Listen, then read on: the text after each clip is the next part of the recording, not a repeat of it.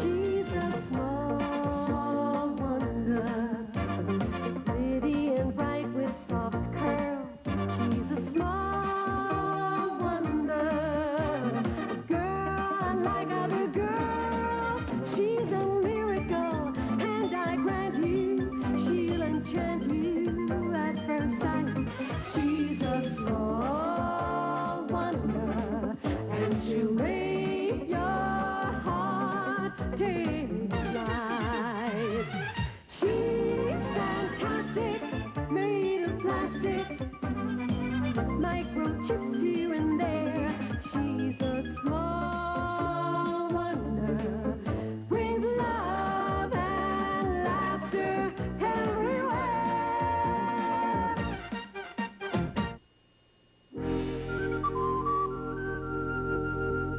His adventure over, Tarzan returned to his house in the jungle with his friends, Cheetah the chimp,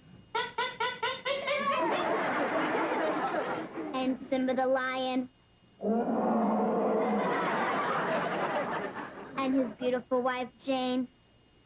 Welcome back, you big ape. As Jane and Cheetah kissed him, Tarzan let out a cry of happiness.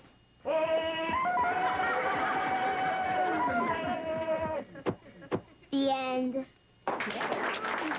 Thank you, Vicki. That was a very entertaining book report. Well, it looks like everybody but Jamie and Reggie have reached their reading goals in the Book It program this month. And as soon as they do the reports, the entire class will be rewarded by a big pizza party from Pizza Hut. Yeah! However, the idea behind the Book It program is for everyone in class to read books. And if Jamie or Reggie's reports aren't in by the deadline tomorrow, then the party's off. Aww. Hey, I've only got 10 more pages to read. I'll be ready. Yeah. Good. Will you be ready too, Jamie? Yeah, sure. Good. Okay, see you tomorrow, class. Hey, Jamie, you better have that report ready by tomorrow, or you're dead meat around here. Don't worry, I've got one little thing left to do. Yeah? What's that? Read a book.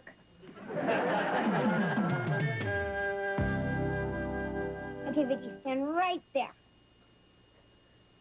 Okay. Now flap your arms real fast and fly.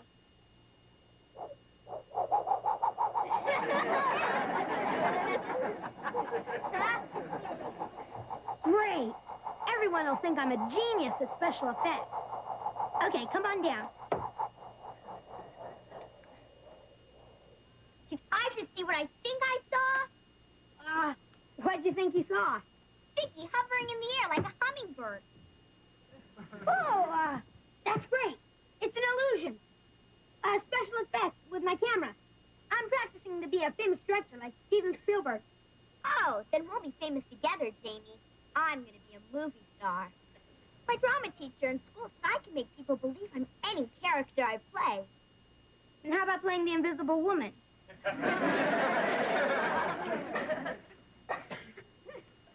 Amy Lawson, you're so mean to me. You always put me down and you make me feel like I'm nothing.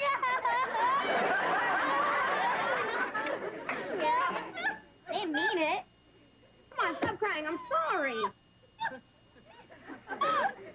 Fooled you, didn't I?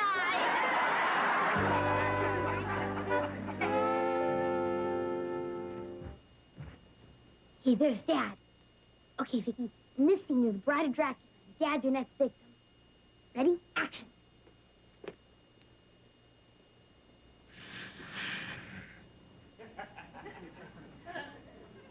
I want to suck your blood. Yeah, no problem in a minute, Vicky. I can't wait. I must return to my tomb. Out! Vicky, would you cut that out? Cut! Print! Great scene, kids. Jamie, why are you fooling around with that camera? Mom says you're supposed to be reading a book for a report tomorrow. Great emotion. Give me more. You want more? I'll give you more. You want to know where? Jamie, your class is depending on you to read a book. I know, but books are boring. Well, that depends on what kind of book you read. A book, Jamie, can let you use your imagination. It can take you any place in the world. It can take you into the future, into the past. It can let you be part of an exciting adventure. And it doesn't have commercials? Besides, if you don't read a book, no pizza party in class. Now, you don't want to blow that, do you? No. Then you can take Vicky to the party. Dad, I have to take Vicky everywhere. The guys in class will think I can't get a real date. Besides, she's a robot. She won't care if she has to stay home. Jamie Lawson, you're so mean to me. You always put me down. You make me feel like I'm nothing. I can't believe it. She's actually showing a human emotion. Told you, didn't I?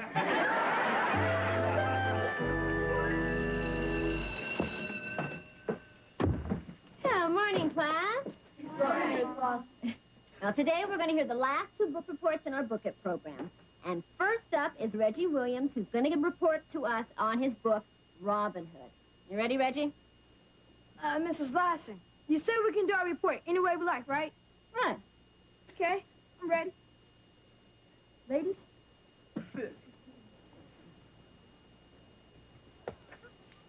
Hit it. A long time ago and way back when, there's a dude named Robin and his merry men. Sure what force was their path. They did good by being bad. Being bad. Being bad. They did good by being bad. Little John Will Scarlet too. We're part of Robin's wrecking crew. Robin Hood, he was cool. Mess with him and I pity the fool. Pity the fool. Pity the fool. Mess with him and I pity the fool. With this fox named Marianne and no Friar Tuck. Fish John and the sheriff tried real hard, but they were out of luck. Robin Hood in the days of yore robbed from the rich and gave to the poor. Gave to the poor. Gave to the poor. That's our story. There ain't no more. All right.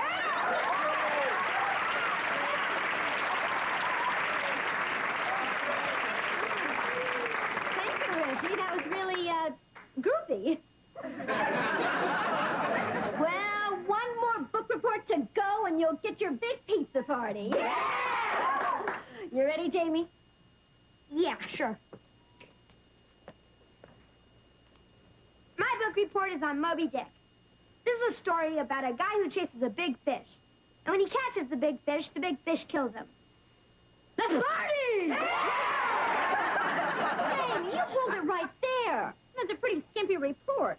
I'd like to ask you some questions about the book. Questions? Yes. What was the name of the captain who was chasing the big fish? It's on the tip of my tongue. Well, what about the name Herman Melville? Nope, doesn't ring a bell. What about the big fish? What was its name? Trick question. We all know fish don't have names. Jamie, you don't know the author's name, the captain's name, or the whale's name. Would you like to tell me why? I'm not good with names. I think it's pretty clear that you didn't read the book, Jamie. Take your seat. Thanks a lot, Jamie. Because of you, we're not going to have a party. Class, come to order. I know you're all very disappointed. You've all worked very hard. So I'll tell you what. I'll extend the deadline and give Jamie the weekend to read his last book. And if he comes through on Monday, then you'll still get your party. Thanks a lot. Read a book, we get a treat. No report, and you're dead meat.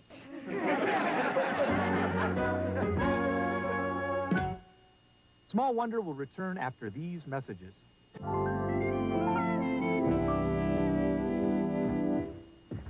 Okay, Vicky, go over to Dad's chair and lift it. It'll look like a terrific special effect.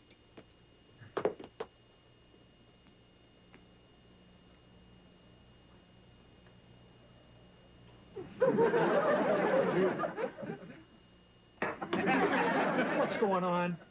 It's for my special effects reel, Dad. Oh, no, Vicky, put him down immediately. Immediately. Jamie, what are you doing playing director instead of reading a book for class? Hey, Jamie, why is it so tough to get you to read a book? I mean, the mantle over there is full of good ones. None of them sound interesting. You can read any book you like. All right, how about my book? It's got excitement, mystery, intrigue. I don't know. Beautiful women. Beautiful women? You got him. What's What's it about, Dad? Well, it's about this private eye named Rick Savage who gets involved in this really tricky case. What kind of case? Well, one day, this blonde bombshell walks into his office and says somebody's trying to kill me. And then what? Well, later that night, Savage goes into the nightclub to hear the girl sing, see? And then right in the middle of her performance, she... Wait a minute. You're trying to get me to tell you the whole story so you don't have to read the book, right? Hey, it was worth a shot. Okay, Dad. I'll read your book. Oh, that's better, Jamie. The class would get really mad at you if they lost that pizza party because you didn't give your book report. Some party. I have to take my own sister.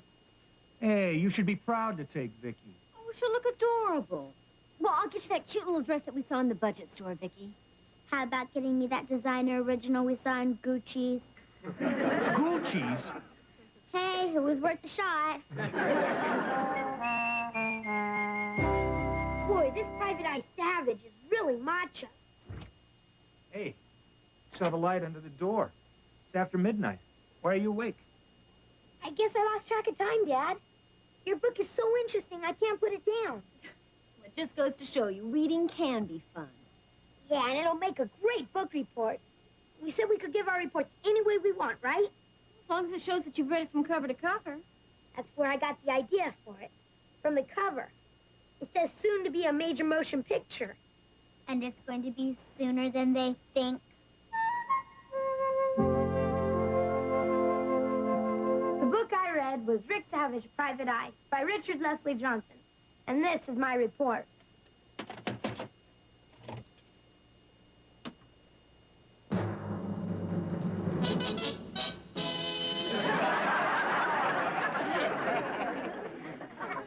I hadn't had a case in months. But here in River City, I didn't go looking for trouble. Trouble had a way of finding me. It's open.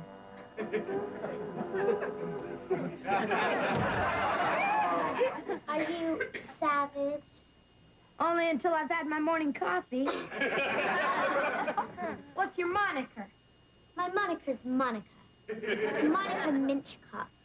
But my friends call me Trouble. I was right. I had trouble right here in River City. What seems to be the trouble? Trouble? It's my husband, Felton. I think he's trying to kill me. What makes you think so, Dollface? This. Dear Monica, I'm gonna kill you.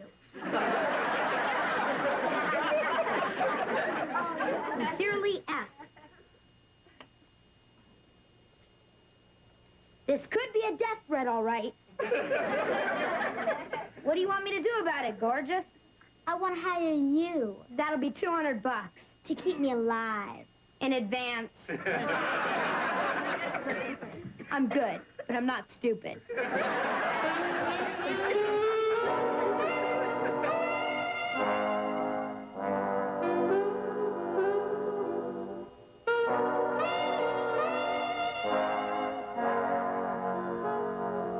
Monica told me to meet her at the Torchlight Club where she worked as a torch singer. She figured her husband wanted to bump her off because she was carrying a torch for an old flame. An arsonist named Tommy the Torch. If you ask me, the woman was playing with fire. Hey, Savage. Well, if it ain't good old Lieutenant Franklin. You're right. It ain't. It's Lieutenant Farmer. What you doing here, Seamus? I'm on a case, Flatfoot. Watch it, Gumshoe. Or I'll pull your license, punch your ticket, and clean your clock. I got the feeling he didn't like me.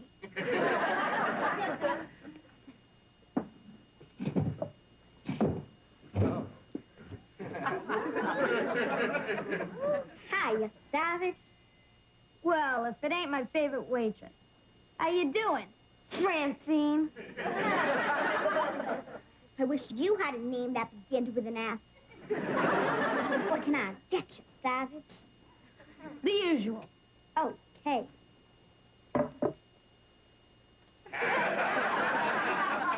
food here stinks, but the service is incredible. I'm not now, Toots.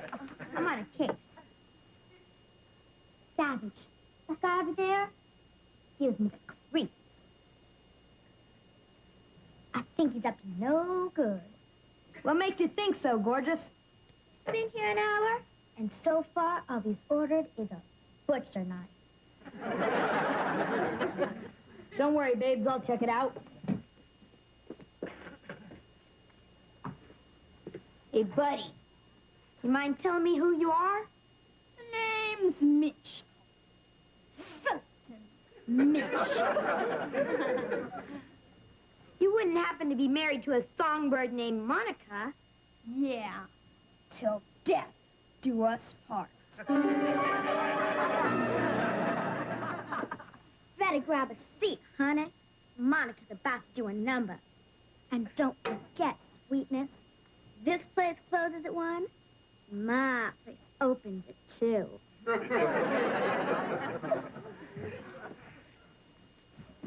I figured I'd better keep one eye on Monica and one eye on Felton.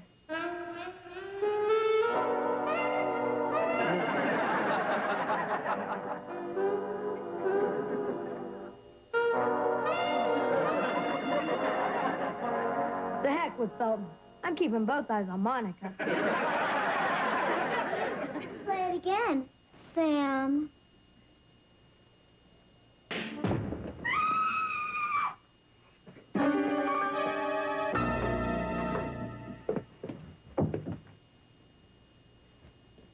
She's dead, especially in show business. He's looking at you, kid. You and you, take the body out.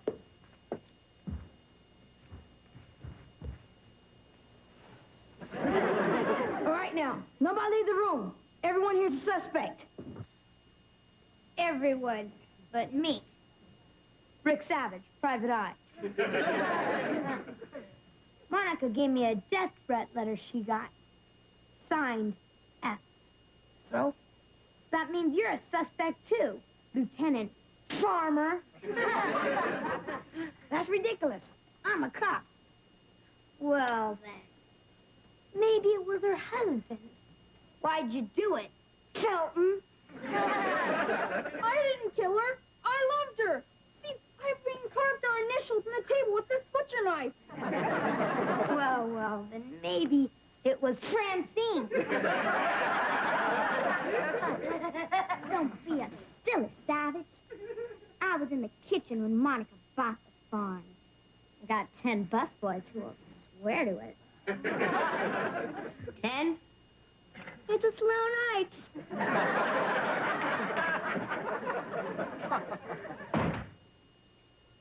Hey, look, it's Monica. No, I'm Monica's twin sister from Savannah. She told me to meet her here tonight. I'm afraid you're a little late, sis. Monica just cashed in her check. Oh, no! There, gorgeous. By the way, you got a name? I'm Veronica. Well, if that starts with a V, you're not a suspect. But my friends call me Fawn. As I looked into each of their faces, Farmer, Francine, Felton, Fawn, I suddenly knew who the killer was. Savage has solved another case.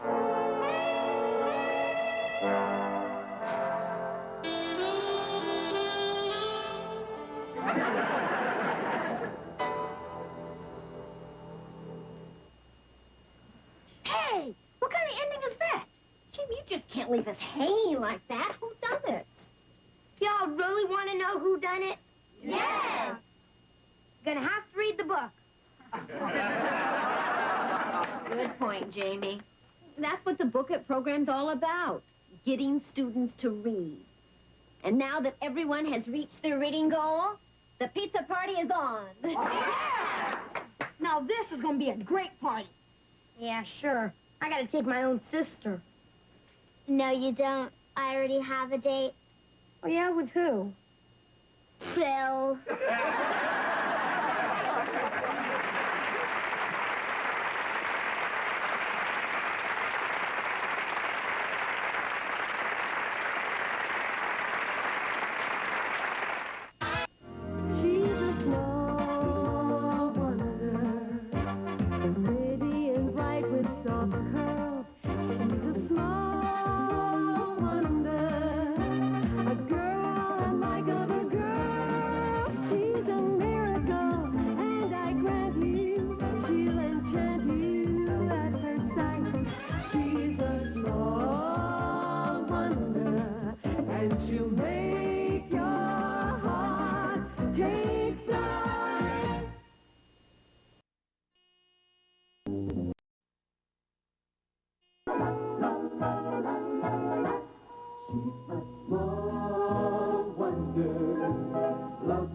bright and soft girl. She's a small wonder, a child unlike other girls. She's a miracle, and I grant you, she'll enchant you at first sight. She's a small wonder, and she'll make your heart take flight. La la la la la la la la la la la la la. She's fantastic, made of plastic, microchips here and there. She's a small wonder, brings love and laughter everywhere.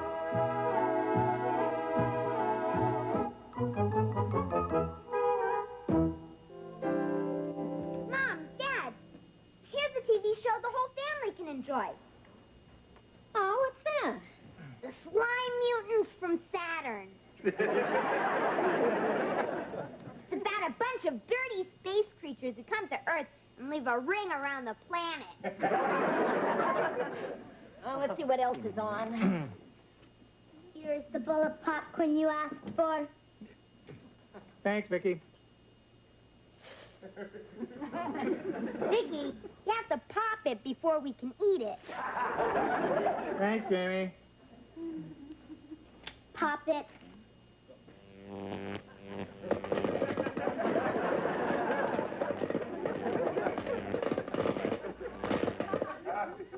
Eat your heart out, Orville Redenbacher. Ow, ow, ow, ow, ow, ow, ow, ow, ow. Oh, see who's at the door, please, Vicky. And remember to look through the peephole first. Look through the peephole first. Well, who is it, Vicky? Harriet's outside. That's a good place for her. Vicky, let her in. Hi, Vicky. Hi, everybody. Hi. What are you doing? Oh, just getting ready to watch some TV, Harriet. Can I watch too? I can't watch it at home. What's the matter? Is your set broken? Yeah, my mom threw it at my dad. Sure, Harriet. We'd love to have you watch TV with us. Yeah, love to. Jamie. What did he do? Oh, nothing. He did this. All right, kids, would you cool it? Jamie, turn it on. And now, ladies and gentlemen, let me show you that hypnotism can be fun as well as educational. Oh, hypnotism. This should be really interesting. Look into the eyes of the great Rinaldi. You are getting tired, very tired. Your eyelids are growing heavy, heavy, heavy. You cannot hold your eyes open. You are falling asleep. Fast, fast, asleep. And now for a few post-hypnotic suggestions. You, sir, when you awaken and hear the word milk, you will act like a little baby. And, madame, when you hear the word warm, you will become a vamp like Mae West. And as for you, dear lady, when you hear the word rose, you will get up and dance the tango. Harriet, would you stop trying to hold my hand in the popcorn? You, sir, when you hear the word bark, you will act like a dog. And last, but far from least, you, sir, when you hear the word bananas, you will act like a monkey. When you all hear the word stop, you will stop acting out your post-hypnotic suggestions. And now, when I snap my fingers, you will awaken. Splendid. Did you know that Rose feeds her dog warm bananas and milk every time she hears him bark?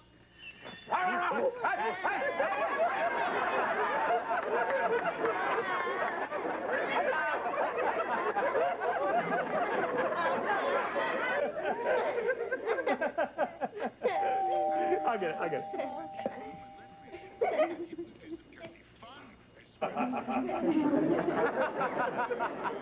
Oh, no, honey. It's that Mrs. Fernwald from the Department of Family Services. The one that helped with Vicky's adoption. Yeah. There's no problem. Hi there, Olivia Fernwald. Hello. Hello. Still that happy family. Yeah. Come on in. Oh, thank you. Well, hello, Jamie and Vicky. Hello. Hello. Oh, and I remember this young lady from Vicky's birthday party a few months ago. That's right. I'm Harriet, the vivacious redhead who lives next door. Harriet, this is a personal matter, if you don't mind. Oh, I don't mind. The more personal, the better. Harriet, she means goodbye? As in, get lost, hit the road, see you in 1996? Look into my eyes. When you hear the word Harriet, you will throw yourself into my arms. When I hear the word Harriet, I will throw myself in front of a truck.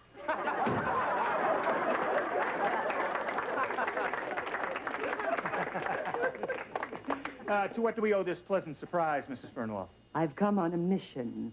Well, there's no problem with Vicky's adoption, is there? Oh, contraire. That's French, n'est-ce pas? We've been following Vicky's progress closely since you adopted her. And I am delighted to tell you that the Department of Family Services has voted you the Adoptive Family of the Year. Congratulations. Well, that's quite an honor. Well, it certainly is, and we're very proud. Aren't we, kids? Proud, proud. If it's convenient, my superior, Mr. Digby, would like to come over tomorrow and present you with a beautiful plaque. Oh, plaque. Oh, that would be very nice. We'd also like to videotape a small interview with Vicky and her new parents.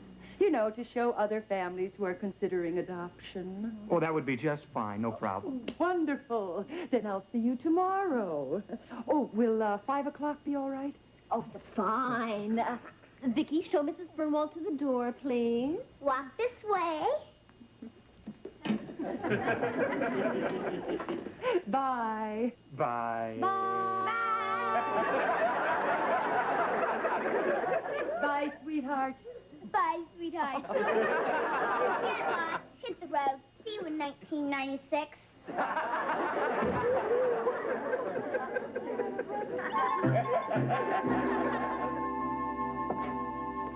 Hi. Oh, Chinese egg rolls, my favorite. Oh, don't you dare, kid. Those are for when the guests come. If you want to make yourself useful, you can get down 5 plates with the hors d'oeuvre. 5 plates? Why don't I make it 6? Why 6? Because with 6, you'll get egg roll. No, you don't. I'll get my own plates. Till Mrs. Fernwell gets here, why don't you just go and watch some television? Television, look into the eyes of the great Rinaldi. That's very cute, Vicky, but I don't have time to play right now. Look into my eyes. You are getting tired, very tired. Your eyelids are growing heavy, heavy, heavy. You cannot hold your eyes open. You are asleep. Vicky, take this train. When you hear the word warm, you will become a vamp like Mae West. And when you hear the word stop, you will stop it. When I snap my fingers, you will awaken. Take this train to the living room, please. Straight to the living room, please. Thanks.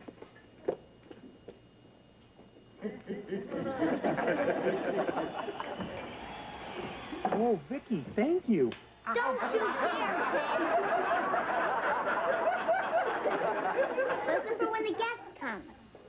Look into the eyes of the great Rinaldi. Not now, Vicky. I'm watching it.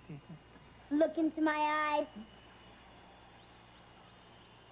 You are getting tired, very tired. Your eyelids are growing heavy, heavy, heavy. You cannot hold your eyes open. Vicky, would you go play with Jamie? When you hear the word banana, you will act like a monkey. Your father said for me to play with you. Look into the eyes of the great Rinaldi. Not now, Vicky. I'm doing my homework. Look into my eyes. You are getting tired, very tired. Your eyelids are growing heavy, heavy, heavy. You cannot hold your eyes open. Really, Vicky, when you hear the word milk, you will act like a baby. Hypnotism can be fun as well as educational. You touch those egg rolls, Ted. Honey, I only had one, honest. That must be Mrs. Fernwald. I'm sorry, honey. I couldn't help tasting them while they were still warm. Warm? Yeah. Oh. How you do?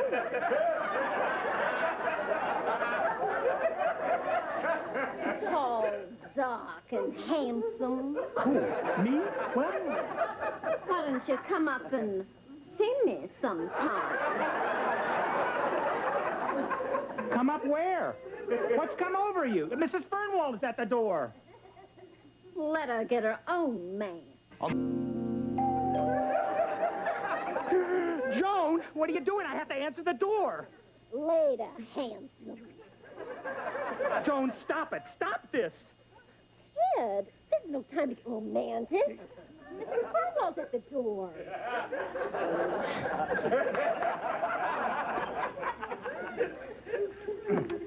Oh, you are here.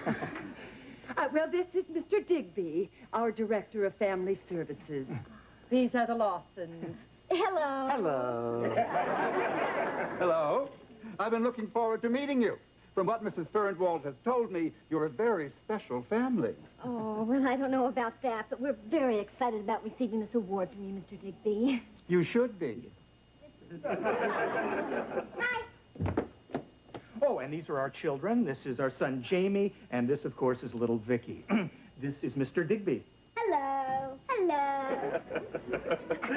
House on a tilt. Well, it'll just take me a moment to set up the camera. Yes, is this going to require any makeup, sir? Oh, no. But if you normally wear it around the house, please do. Maybe a little eyeshadow and blush. Hi, Mrs. Lawson. I saw him come in with the camera. I think I can add a little pizzazz to the occasion. Well, Harriet, dear, this is supposed to be just for our family, about Vicky's adoption. So why don't you just run along? Right. Hi. I'm Vicky's photogenic best friend. I know everything there is to know about her. Oh, really, little lady? Like what? Well, for one thing, she thinks I'm wonderful. And what do you think of Vicky? I think she has great taste in friends. Would you like to hear me recite a poem? No. Well, if you insist. Twinkle, twinkle, little star, how I wonder what you are. Up above the world so high, there's the door, now say goodbye.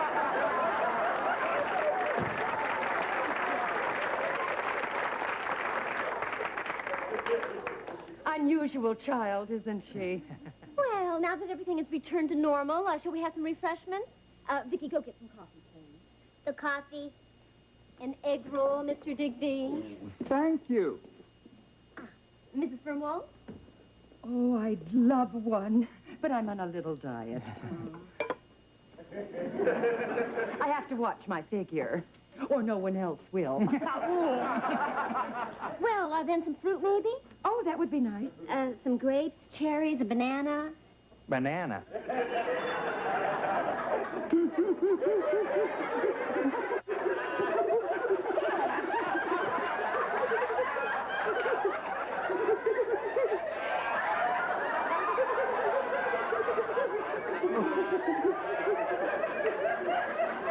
You chose this monkey to be Father of the Year? Well, Mrs. Lawson did say he was quite a cut-up. Here, stop that. Stop it. Stop what? You know what? Mrs. Fernwald, your fruit? Could I have a glass of water instead? Of course, I'll get it for you. Oh, don't trouble yourself. No, I'll have Vicky help me. Oh, Vicky, could I have a glass of water, please? A glass of water. Oh, isn't it exciting, Vicki? Just think, after we tape the interview, you will be able to see it on your own television set. Television. Look into the eyes of the great Rinaldi. I beg your pardon, dear. Look into my eyes. You are getting tired. Your eyes are growing weary. You cannot hold your eyes open. And as for you, dear lady, when you hear the word rose, you will get up and dance the tango. Almost ready, folks. Oh, can I help you there, Mr. Digby? Oh, yeah. Would you just hold this here? Dad, can I have an egg roll? Have a grape, they're healthier. Okay. That's an egg roll. You're kidding. I guess we better have my eyes checked. Yeah, give me one of those grapes. I should alert you, Mrs. Lawson, that when I turn these camera lights on, it's liable to get a little warm. Warm? Oh. Oh. Why don't you come up and see me sometime? I beg your pardon. You're quite a hunk. Mrs. Lawson! Dad, how much do we really know about Mom? Mrs. Lawson, stop this! Stop what? Joan, dear, what has come over you? Hey, I'm sorry about that, Mr. Digby. Sorry about what? Joan, Now then, shall we get started? The sooner we finish, the better. Oh, no. I left the videotape cassette in the car. I'll be right back. Oh, this is going to be such fun. Fun. Hypnotism can be fun as well as educational. Rose feeds her dog warm bananas and milk every time she hears them bark.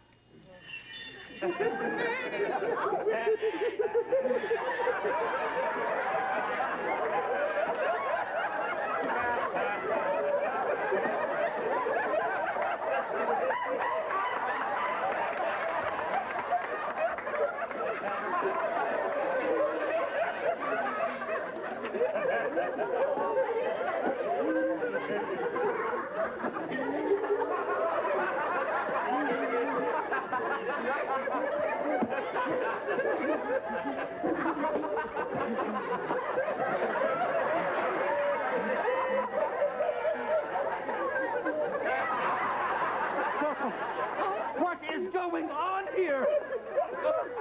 You've all gone crazy! I am not your dada! You've done wrong, but you can't hide, big boy.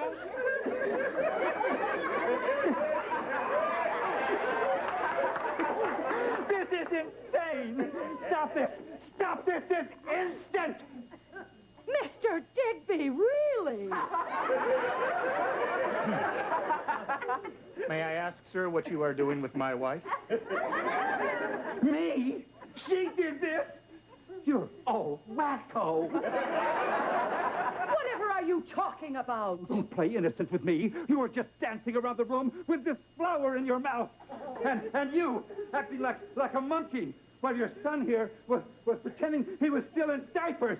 Not to mention this brazen hussy. You're a fine example of family of the year. This all sounds very familiar. I am the great Rinaldi. Look into my eyes. You are getting sleepy. That's it. We saw this on television last night. Yes, yes. Vicky was watching with us. Well, if what Mr. Digby says is true, then Vicky must have hypnotized all of us into acting that way. Oh, is that possible? With Vicky, anything's possible. Well, in that case, we have nothing to worry about. Mr. Digby's bite is not as bad as his bark. Bark?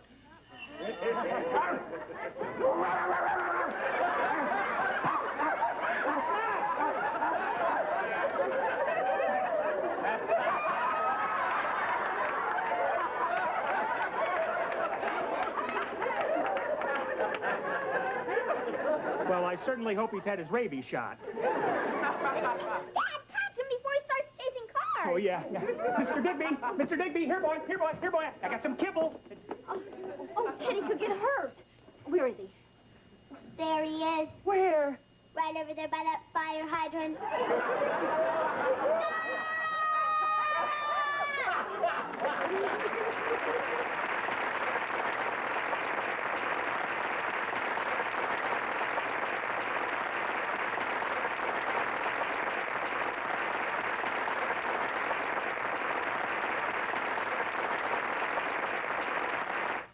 Small wonder, lovely and bright and soft girl. She's a small wonder, a child unlike other girls. She's a miracle, and I grant you, she'll enchant you at first sight. She's a small wonder, brings love and laughter everywhere.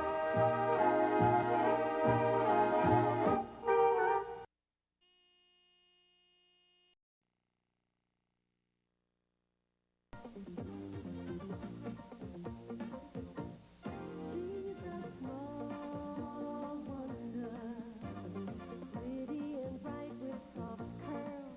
She's a small wonder, a girl unlike other girls.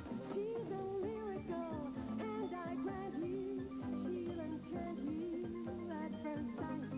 She's a small wonder, and she'll make your heart take flight. She's fantastic, made of plastic, microchips here and there. She's a small wonder, with love and laughter everywhere.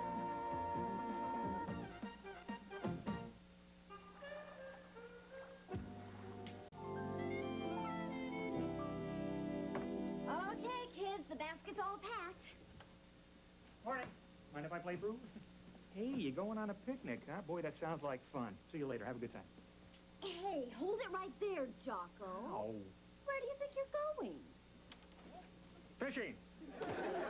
I mean, you promised to take us on a picnic today, remember? Saturday?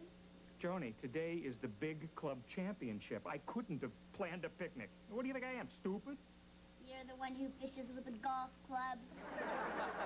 Joni, this tournament only happens once a year. The guys are counting on me. It's very important. Please. Please. Please. I promise. The next thing the family wants to do together, I'll do it, no matter what it is. I promise, please. I promise. This is the man I'm supposed to model my life after? Please.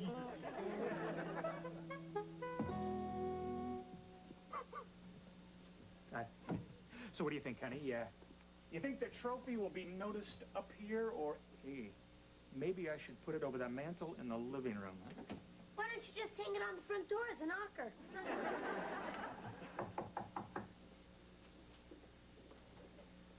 Hi, please, no applause.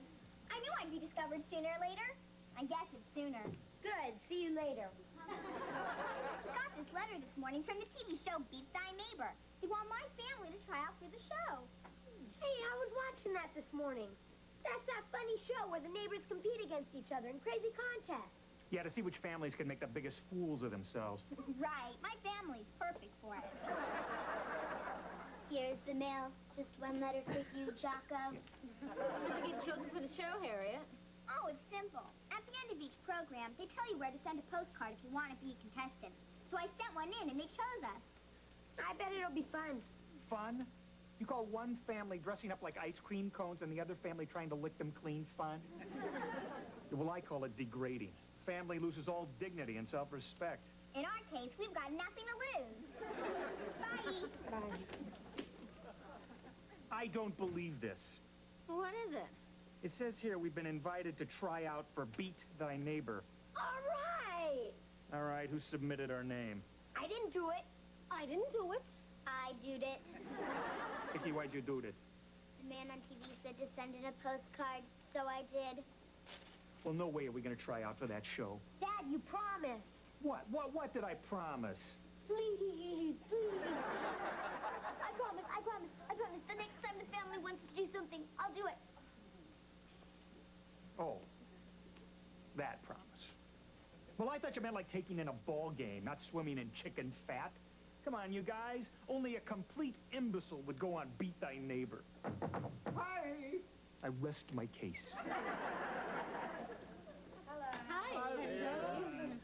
My, you're looking well. For you. Nice trophy. Where'd you buy it? You probably heard we are going to be big TV stars, but don't worry, sweetheart, Bubby, we'll still keep in touch with the riffraff. Oh, I wish there was time for Calvin to design some really stunning outfits for our interviews. Calvin? Calvin Klein. We're very close, you know. I was responsible for his huge success in jeans. Oh, really? Oh, yes. Yes, I said to him, Calvin, put the name on the behind, not on the fly. However, since the interview's tomorrow, I suppose we'll just have to buy something, off the rack. We got invited to try out for Beat Thy Neighbor, too. I'm not going to subject my family to all that embarrassment and ridicule. The grand prize is $50,000. Still, if it's done tastefully. All right, we're going to be TV stars. Don't worry, sweetheart, Boogie. We'll still keep in touch with the riffraff.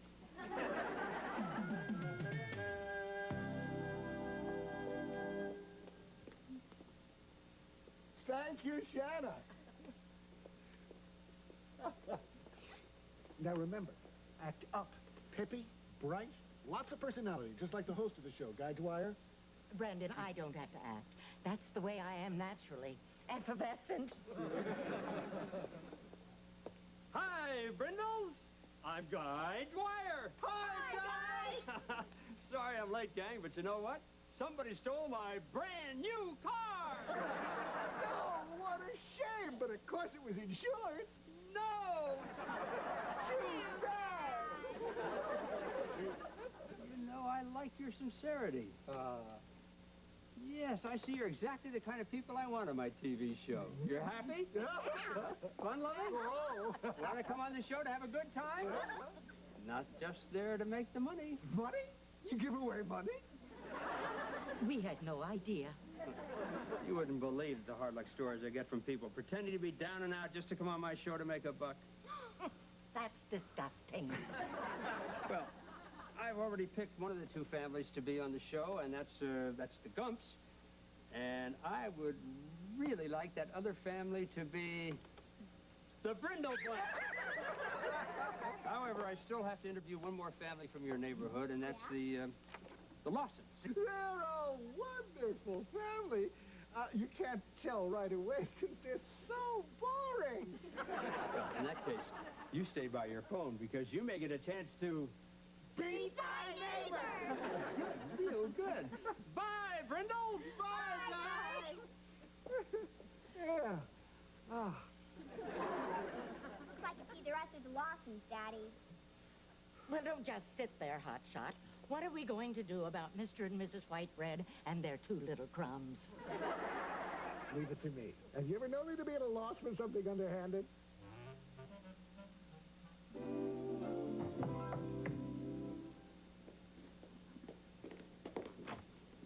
Hi, Harriet. Hi, Vicky. We just got back from our interview for the TV show, and it looks like we're going to be on it. When's the interview? At 2 o'clock this afternoon. Well, confidentially, Vicky, I know a way you can get on the show. For sure. How? See, what they're looking for are poor, unfortunate families who are broken down on their luck. And the sadder the story, the better. Oh, hi, Harriet. Oh, hi, Mr. Lawson. Nice chatting with you, Vicky. Bye. What'd she want? She said they had their interview, and it looks like they're going to be on the TV show. I wonder how those clowns got picked. Well, confidentially, Harriet said they're looking for poor, unfortunate families who are broke and down on their luck. Oh? And the sadder the story, the better. Sadder the better, huh? You know what, Vicky? I got an idea. The most dangerous hitman in New York. Come on in, my brother.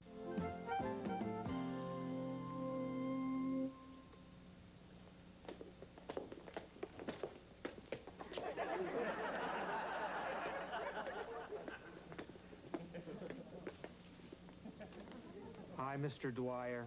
We're the Lawsons. Oh, hi there. Awesome.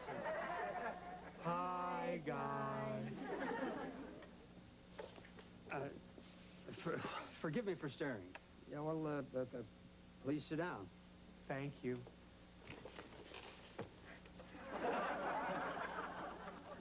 Can I get you something, coffee? Oh, thank you. What would you like in it? A lamb chop. You poor people. When was the last time you ate? April. Oh, Mr. Dwyer, we'd really like to be on your show. But we need the money for the operation. Who needs an operation? You all need an operation? Yes, and the poor children need money for their dental work. I need braces for my teeth. I need teeth. Okay, I've heard enough. You are on the show. I'm dumping the Gump family, and I'm putting you on. You are certainly much more deserving. No, wait. This is wrong. We can't let them dump the Gump. Oh, you're right, honey. Mr. Dwyer, listen, we're just not as bad off as we seem. What courage. Yeah. What a gutsy family. Yeah. No. No. I'm not going to take no for an answer. Let me level with you folks. As I told the other families going to be on the show, the Brindles. I usually hate this kind of hard luck story. What? You told the Brindles that? But I'm going to make an exception. This is the saddest story I've ever heard. You people are pathetic. I haven't been this moved since our ratings dropped. Well, in that case, I think we'd love to be on your show, Mr. Dwyer, and beat the heck out of the Brindles. Right, Lawsons? Right. An eye for an eye. And anything for a tooth. Hi, out there in TV land. It's time once again to... Big Time Neighbor!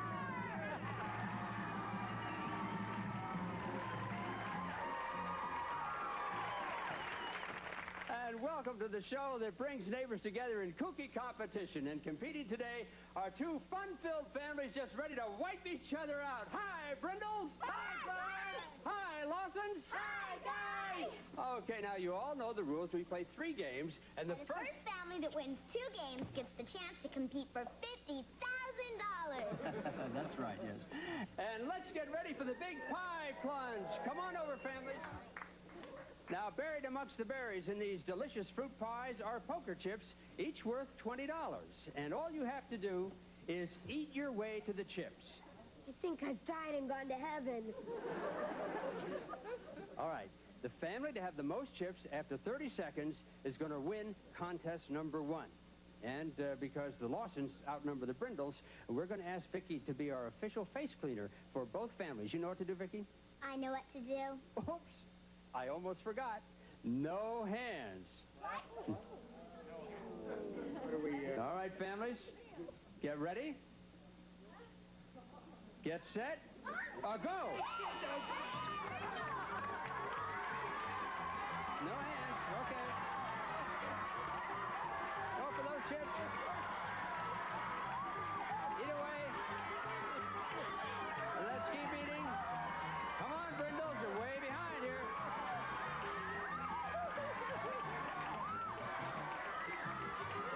Looking for those chips, Brindles. Let's find those chips. All right, there's the buzzer. Hold it. That's it. No more competition. And now, let's see how well the Brindles did. Brindles have 5. Nice going. All right. Yeah. And Lawsons, how'd you do? We have 5, guy. 5? 6.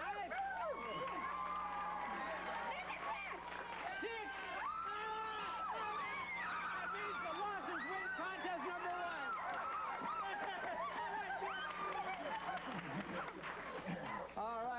congratulations to both teams. And now, Vicky, let's clean our families up.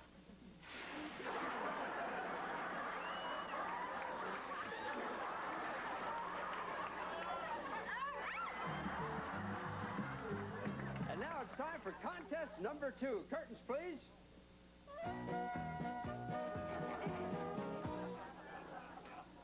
And once again, since the Lawsons have an extra player, we're going to ask Vicky and Jamie to play as one. Come on out, kids.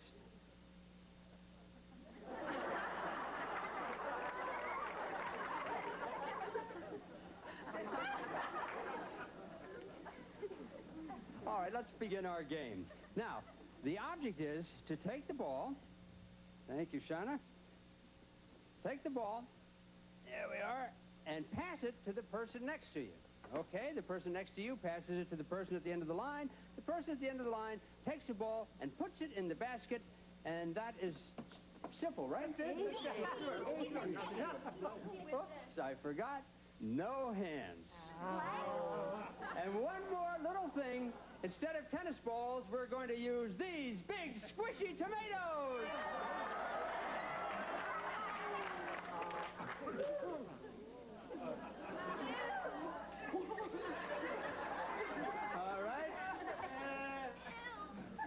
Everybody set to begin. The family with the most tomatoes in the basket wins this round. Ready, get set, go.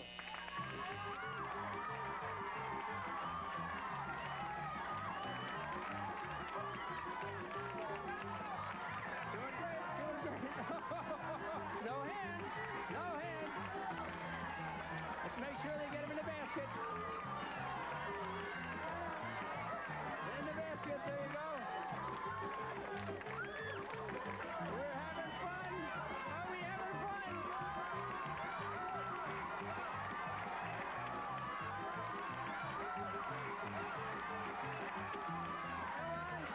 Get them in the basket. More tomatoes. Let's get more tomatoes.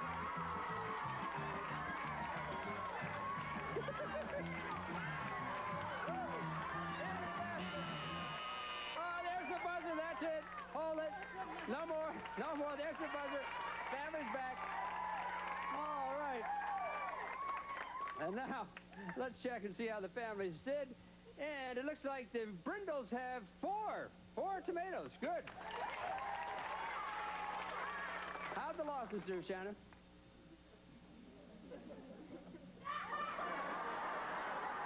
Isn't that wonderful? Beauty and brains, too. Well, that means the Brindles win contest number 2.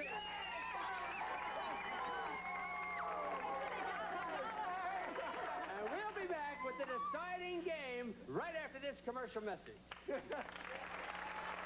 everybody, change clothes for game number 3, please. All right, thank you, and welcome back to the third and deciding contest on Beat Thy Neighbor. Curtains, please.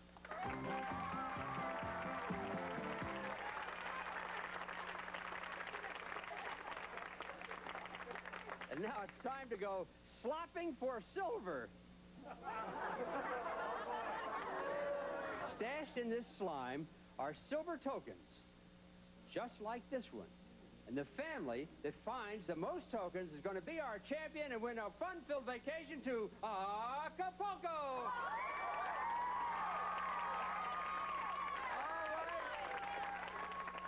All right, families, into the slime.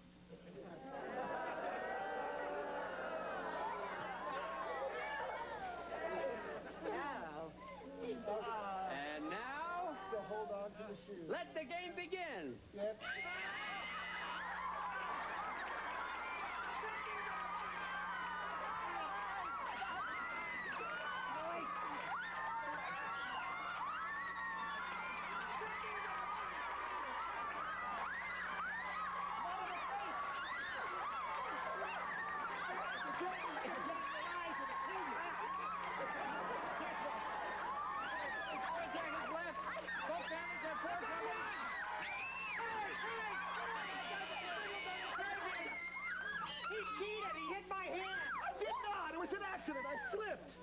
Brindles are the champions. Come on, Brindles! Yeah!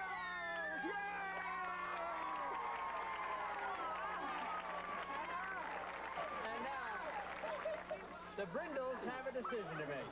Uh-huh. Do you want to keep your vacation trip to Acapulco? Or give it back for a chance at our $50,000 grand prize? You have 10 seconds to decide. They've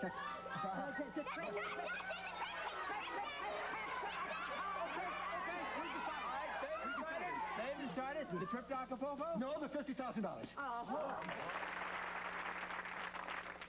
Okay, now, in one of these chickens is a check for $50,000. All you have to do is decide, is it in chicken number 1, chicken number 2, or chicken number 3? You have 10 seconds. Go ahead. What's your guess?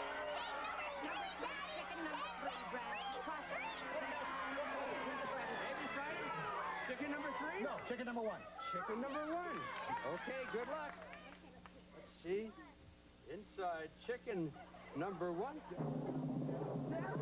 is an egg. That's right, Brindle.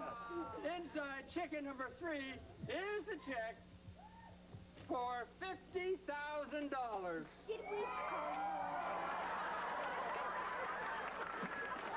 Looks like the yoke's on you. And Lawsons, I don't want you to be too disappointed, because here on Beat Thy Neighbor, if the champions give up their trip, it goes to the other family. That's right, Lawsons. Pack your bags, because you're going to...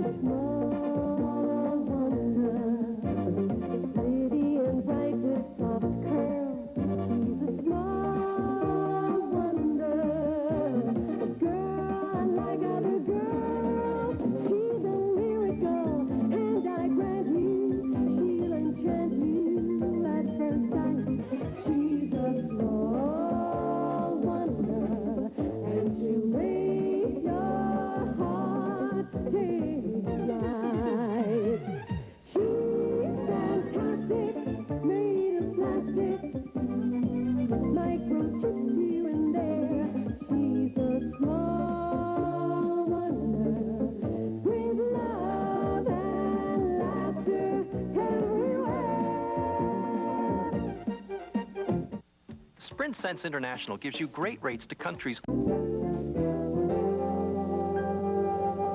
this is backwards work. There's got to be a better way to get rid of these leaves.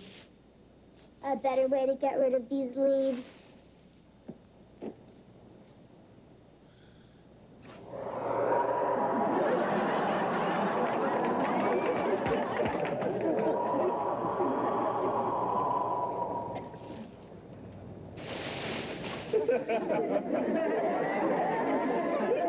That was so weird. I just got caught in a leaf storm.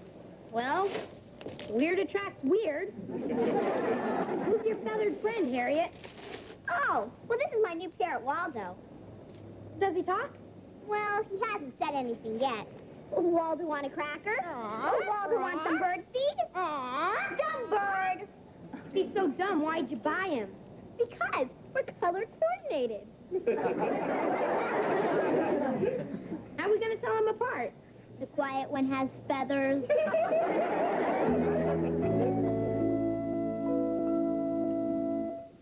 Hi. Ryan, Joni, I'd like you to meet RAM class. RAM class? Yes, it stands for Random Access Multiple Concurrent Linguistic Analytical Sequencer. Oh. Hi, RAM class. Hope you like meatloaf. It's my latest modification for Vicky. I'll show you how it works after dinner. Hey. Honey, you are in love with a genius. I am not. You're the only man in my life. Anyway, I got another surprise for you. Remember that big charity ball that my boss, Harold Jennings, sponsors? Yeah, the one that we can't afford to go to because it's $500 a person? That's the one, and we're going. What? Well, that's $1,000 for the two of us. Do you have a separate bank account that I don't know about? Joni, everybody on the organizing committee gets in free, so I volunteered. Great. You.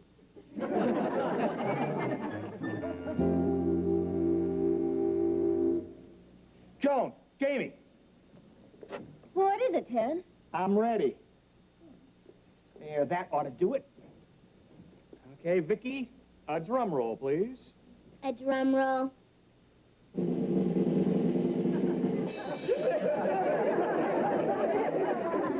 Thank you very much. I have now installed RAM class in Vicky.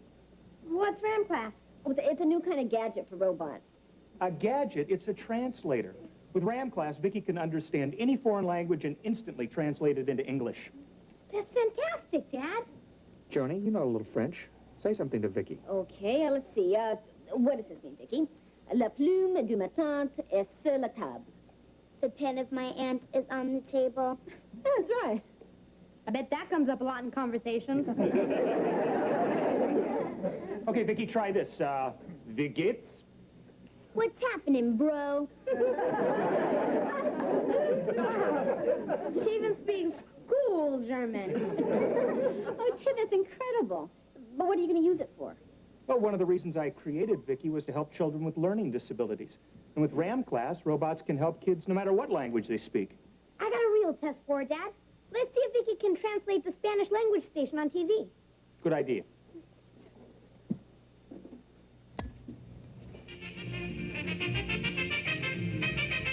Hola, amigos. Hello, friends. ¿Se han fijado en los precios de la comida mojada para los perros recientemente? Cuesta más que bistec filet y es medio agua. Have you noticed the price of moist dog food lately? It costs more than filet mignon, and it's half water. Give me that steak. I'm starved. Who said that, Vicky? The dog. The dog? I've chewed old slippers that taste better than this dog food. I'm going to get even with you, pal, on your leg. Vicky can't translate what a dog says. Of course not. She's just... But look at that.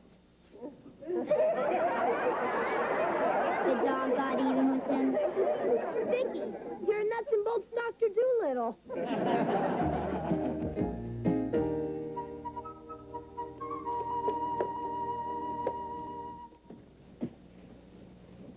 Joan, what are you doing? The house is spotless. We have nothing to be ashamed of in front of the Jennings. I don't want to take any chances. Cynthia always makes me feel like she's Gucci's and I'm a swap meet. Mr. Spot. Harold, Cynthia, nice to see you. Of course it is. Please come in. Cute pooch. What's his name? Oh, Foo-Foo. He comes from a long line of... Quiet. And why are you still here, Harold? Well, I just thought that... Well, don't. You know how thinking gives you a headache. Here, Foo-Foo will be late for his hair appointment. And I need our car. So, Ted, I'm sure you'd be happy to take Harold. Yeah, sure. No problem. What pet groomers do you take Foo-Foo to? Pet groomers? Ooh, they're all full of animals. We take him to Jean-Paul Ramon. That's Cynthia's hairdresser. See the resemblance. Yeah. Well, see you later, Cynthia. Bye, hon. Come on, Harold. Correct me if I'm wrong, but Does Foo-Foo always growl when he hears your name? It's a big improvement. He used to go for my throat. Well, Cynthia, what exactly can I do to help you with the charity ball? Just a few simple things that shouldn't tax your abilities. Vicky, this weighs a ton. Would you give me a hand? Give you a hand? Thanks. Hi. Oh, hi, Harriet. How's your bird? I'm losing my voice trying to teach Waldo to talk. I think he's defective. Maybe Vicky can find out why he won't talk. She can understand animals. I'm a nuts and bolts Dr. Doolittle. What do you mean she can understand animals? That's ridiculous. Just trust me. Try and make him say something. Go ahead. Waldo, say something. Come on, you fraud, say something. Open that beacon, say something. See, that's all he says. If you can understand animals, what does that mean? It means, but Harriet, he can't get in a word edgewise. Just like the rest of us. Do you mean he'd talk if I just shut up? Works for me, works for me. Vicky, you're a genius. Yeah, I just figured out a way to use Vicky's talents and make some money. You're looking at Dr. Vicky Doolittle, the world's greatest animal psychiatrist. Works for me, works for me.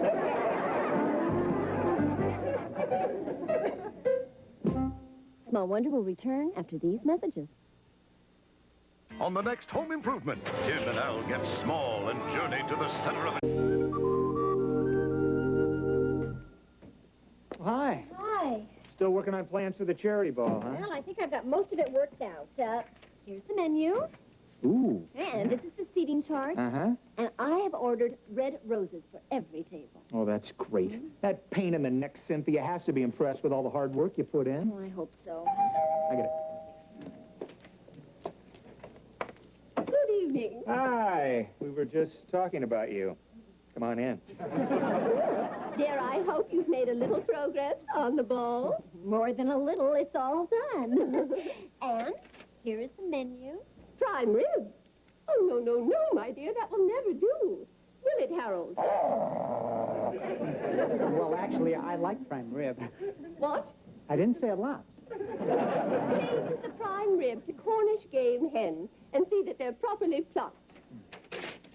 Well, I know you're going to love the flowers that Joan picked for the table. As long as they're not roses.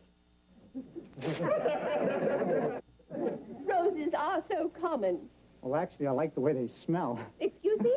But only at funerals. Joan. Haven't you accomplished anything in the last 3 days? Well, for one thing, I think that I've made some sense out of the seating arrangements. See for yourself. Oh, no. You've botched this, too. You can't have the Edinsons seated next to the Grahams, and the Shearers and the Granites can't stand each other, and for good reason. Now, who are these people? They weren't even invited. Well, who's that? Ted and Joan? That's them. Oh, but why would your names be on the seating chart? Well, Joan is on the organizing committee, so, I'm the organizing committee, and you're only help. And help doesn't go to the ball. But, dear, Joan's put in a lot of work, and if it were up to me... Yes? But, of course, it isn't. You see, whenever I want anything done properly, I have to do it myself. Oh, really? Well, you can do just that, Cynthia, because I quit. Good girl. Certainly, my dear. That is your option. I have an option, too. Fire that man, Harold. But, dear, I couldn't possibly... Do it. You're fired. I love it when you're forceful, Harold.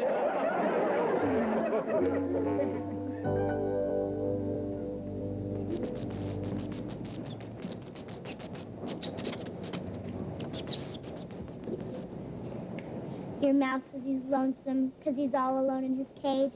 That'll be $1. Thank you, Doctor. I'll stop at the pet store and buy him a little boy mouse to play with. He says if you really want to make him happy, get him a girl mouse. Next patient, please. What's the problem? Well, my guinea pig just stands in the corner of his cage all the time. What's wrong with him? If you'll take a seat.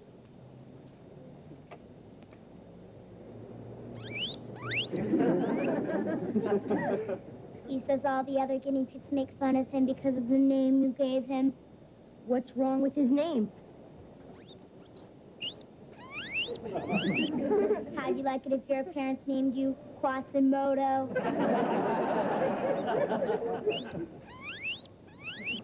He says he prefers the name Bubba. Case closed. That'll be $1. Thanks for curing my guinea pig, Doctor. Come on, Bubba. Next patient, please. What's the problem? Well, this is my frog, Jumping Jack Flash. He could be a champion jumper, but all he does is sit. If you'll lie down on the couch, please.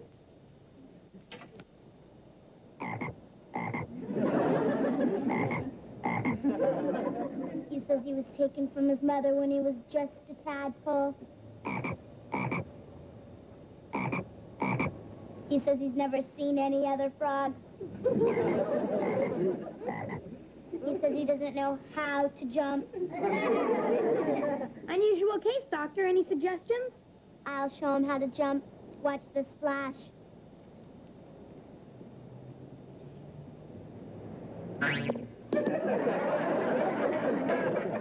Wow, how'd she do that? Well, Vicky was raised by frogs. Okay, Flash, your turn.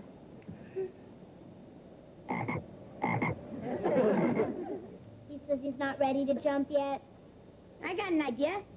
Flash, ever hear of the term frog legs? He says he's ready now. That'll be $1. Thanks, Doctor. Boy, Vicky, it's our first day and we've already made $12. Vicky, I have to talk to you. What's the problem, Harriet? Well, I just am having a really big... wants a cracker. Huh? Waldo wants a hot fudge sundae. Well, Waldo, I already... Waldo wants a bigger cake. Waldo, Waldo wants a full-length mirror. But Waldo, you know Waldo that... wants some decent food. This stuff is for the birds. See, problem is, how do I get this stupid bird to shut up? Got an idea? Hey, Waldo, ever hear of the term stuffed and mounted? Forget it, Doc. That stuff only works with frogs.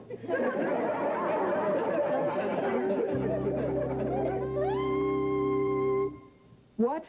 Listen, are you aware of my qualifications? Listen, no, I can't take a job that... Boy, that sounds really interesting. Yeah. I'll get back to you soon. Thanks. Bye. How's the job hunting going? Oh, great, honey. I was just talking to an auto company in Detroit. They need someone to service a robot that stamps out the car ashtrays. Ted, you're better than that. Well, honey, it's a great opportunity. After a year, I moved right into hubcaps. Well, that's ridiculous. You're a highly regarded robotics expert. I know, honey, but it's a highly specialized field. I mean, there aren't many companies that do what I do. All the more reason to call Cynthia Jennings. I'm sure that once we apologize, she'll tell Harold to give you your job back. No way will I call her and apologize. She'll make me crawl and squirm and rub my nose in it. Then I'll call her. Well, that's different. I can't understand why Cynthia wouldn't accept my apology over the phone. Honey, you know vultures. They like to personally pick the bones clean. Why do you have to apologize to her? Vicky, as you'll come to learn, part of being a mature, successful adult is knowing when to grovel. Vicky, would you get that, please?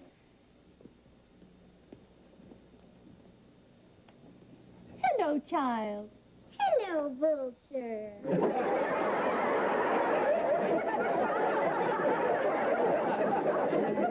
The bones are over there.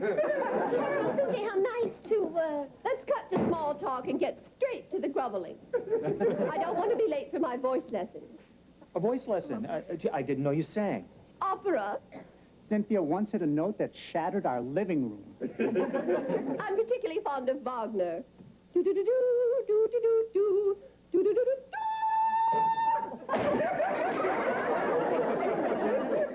This is only a test. Not a real bullet, Vicky. As for your apology, I'll assume you didn't realize how offensive your behavior was to a woman of my breeding. I abhor coarseness. So why do you watch All-Star Wrestling? What? Why, I'd never watch anything that barbaric. Your favorites are Andre the Giant and Junkyard Dog. Are you kidding? Hulk Hogan could rip both arms off. Well, I may have watched it once. Gee, personally, I love wrestling. What? Only with you, dear. Curb your hormones, Harold. Cynthia, about the charity banquet, I realize that you've had more experience at arranging these things. Of course I have. Before we were married, I was an executive in the hospitality industry. You were a cocktail waitress at a bowling alley. Everyone called you Trixie. Who told you that? Him. Harold, how did you know I was a cocktail waitress? You mean it's true? Oh, of course not. How much is a beer and a gin and tonic? $5.50.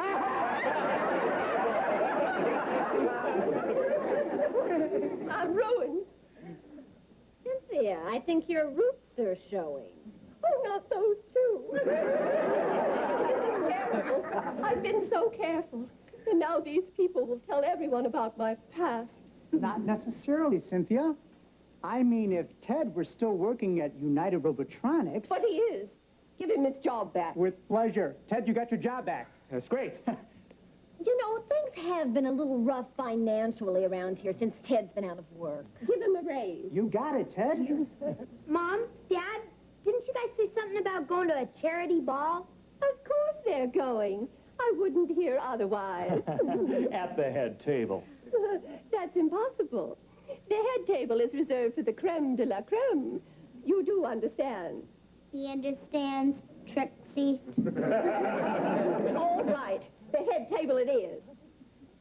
I think we really must be leaving, Harold. They've finished apologizing. Come to Mama. He says, get your grubby hands off me. Well, now that we're all such close friends, Cynthia, maybe we should go out together one night. Yeah, maybe we could all go bowling.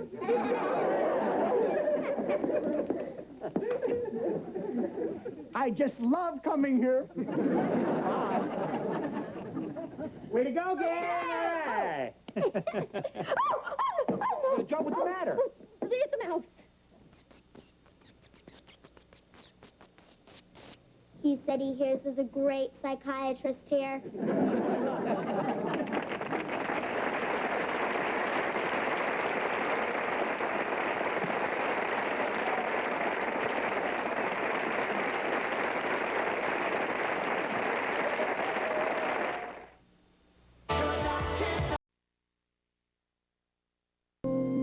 Hi, Debbie. Like, hi. How'd you like to go out with me Friday night? Davy, let me, put it real nice. Bug off, piece of brass. Crazy about me. Morning, everyone. I have got great news. Our class has been selected to represent the 8th grade in the school's annual History Week play competition. Wow, big deal. Well, it sure is. In each grade, a class is going to do a play about an historical event. And then the best play will be presented in front of the entire school in the auditorium. Awesome, I'll be the star. Well, Debbie, that's up to whoever volunteers to be the producer. I volunteer. Big job, Jamie. I mean, the producer has to write the play, cast it, get all the costumes, build the set. No problem. I got got a great production team to do all that work for me. Who? Reggie. Say what? And Vicky. Say what? Well, just to be fair, does anyone else want to volunteer to be the producer? Okay, then. Congratulations, Jamie. All right, yeah. Well, Vicky, your big brother's now a producer. Like, wow, like, ooh, like, big deal, piece of bread.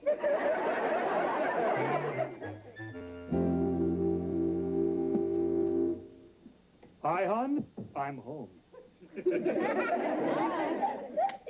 And how was your day today, lovely lady? Fine.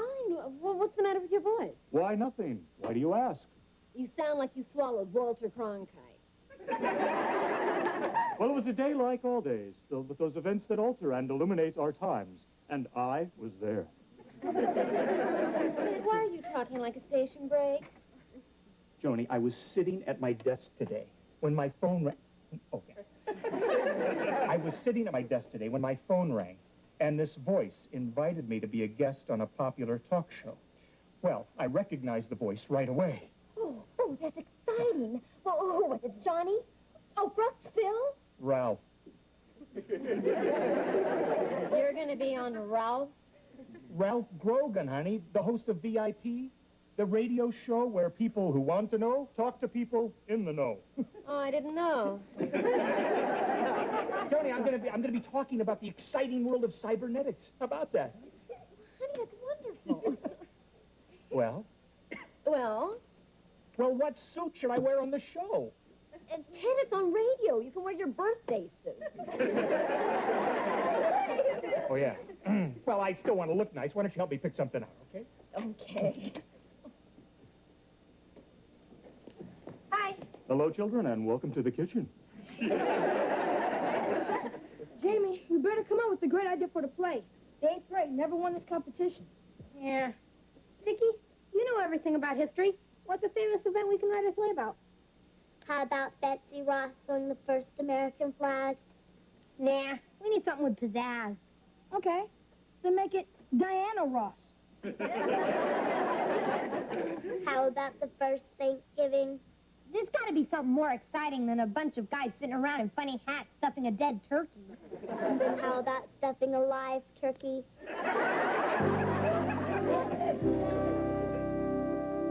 And then at the age of 14, Ralph, my grandfather bought me an erector set, and the rest is history. Ted, I don't think they're going to want to hear your whole life story on your radio interview. Oh, yeah, hon, maybe you're right. But I am a little nervous about tomorrow. I mean, I don't want to sound like a dummy. But why don't you help me practice? Well, sure, how? Well, why don't we pretend this is the radio station, and you can pretend to be Ralph Grogan, and I'll pretend to be Ted Lawson. I mean, well, you know what I mean. It's, you know, go ahead, go ahead. Well, welcome to the show. It's nice to have you here. Thank you, Ralph. Why don't you tell us a little about the work that you do at United Robotronics? Well, Ralph, I was...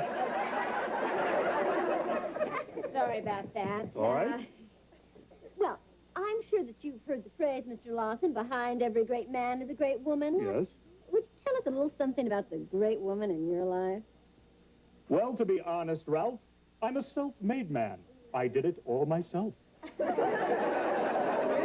Yes, Well, may I make a suggestion, Mr. Lawson? of course. Remember when we talked about having another child? Mm-hmm. Do that yourself.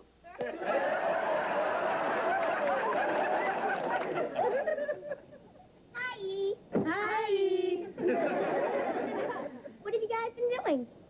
Just hanging around. Aren't you working on your play? We've been doing that, too. Well, it better be spectacular, because I heard the 9th grade's doing the Boston Tea Party with real tea. Our idea's got that beat by a mile. Well, you're still going to finish second in the competition, guys, because we 7th graders are going to win with our play. Yeah? What are you going to do? Napoleon's defeat at Waterloo with real water. Not bad, Harriet, but hardly a winner. What makes you think so? He's a producer. He doesn't have to think. Harriet, I can't tell you what it is, but our idea is so super, so colossal, so stupendous. If you know what it was, you'd faint that away. I'd be happy to. If you revive me with that mouth-to-mouth method. Bye! So, Jamie, what's this colossal, stupendous thing you're talking about? Or are you just describing your mouth? We couldn't let on to Harriet that we didn't have an idea. She'd think we're stupid. She'd be right. Jamie, we better come up with something fast, or the class is going to kill us. Yeah, and it's got to make the Battle of Waterloo look like a picnic. We need more than a battle. We need a whole war. Yeah. When's the World War II? World War II? It was in all the papers.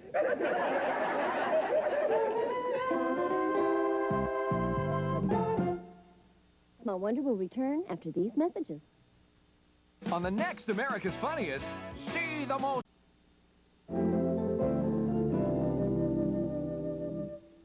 Excuse me, we're looking for Ralph Grogan. Well, you found him. That's me. Hi, Ralph. I'm Ted Lawson, your guest star today. And this is my wife and family. Hello, Ralph. We go on the air in a few minutes. I have to get some commercial copy, so why don't you make yourselves comfortable? Thanks.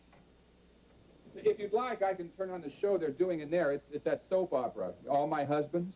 Oh, yeah, I've heard of that. Thanks.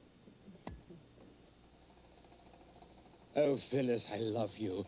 I can't live without you. Please get back in the car. Oh, Lloyd, my darling, when you put it that way, how can I refuse? That Lloyd sounds so sexy. You talk about sexy. I bet that Phyllis could melt the chrome off a trailer hitch. Oh, Phyllis, let's give it one more chance. My lips hunger for you. Kiss me. Lloyd, don't talk!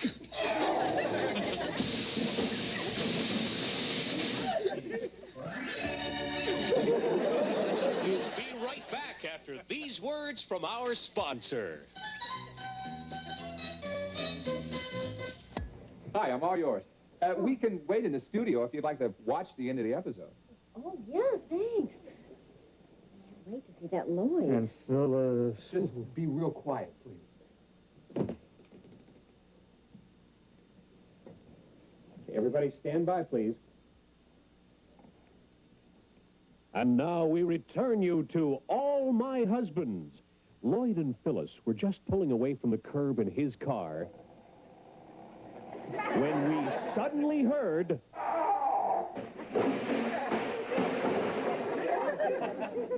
Okay, stand back, folks. Here comes the ambulance.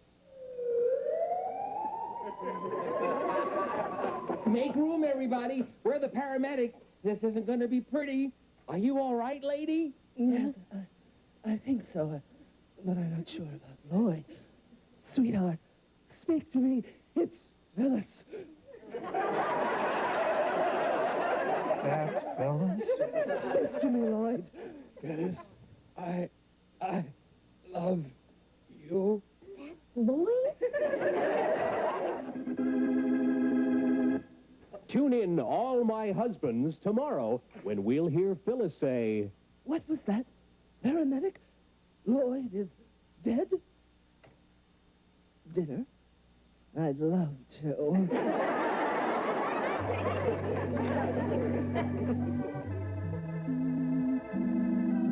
All right, we're clear, everybody. Thank you. Well, how'd you like it, folks?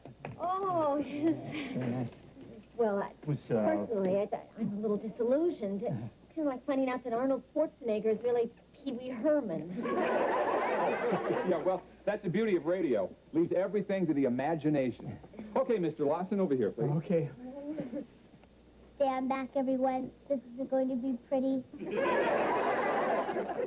So, what do I have to do, Ralph? No need to be nervous, Ted. Just take a moment to relax. Okay. Yeah, we won't be on the air until that red light goes on. Oh, good. Good evening, folks. I'm Ralph Grogan, and this is VIP. My guest tonight is Ted Lawson, an authority on cybernetics and robotics. Welcome, Ted. How are you? Well,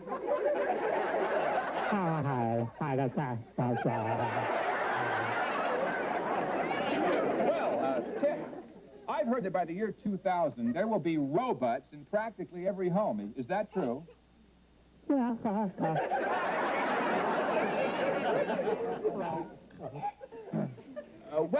Let me put it this way, Ted.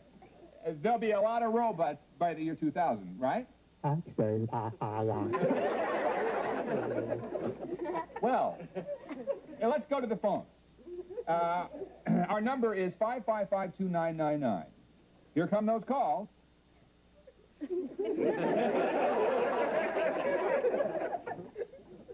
Now, I'm sure you folks out there have lots of questions for our guests, so let's have those calls.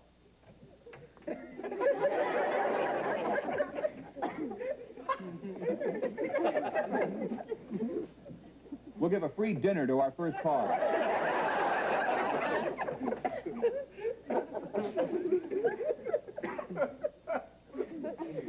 Oh, it's been nice talking to you, Ted. We'll be back in a moment with writer Craig Anderson, author of the best-selling book, How to Overcome Your Fear of Public Speaking. Great interview, Ted. An interesting and provocative question, And I'd like to say that by the year 2000, there will be a robot in every home. Swell.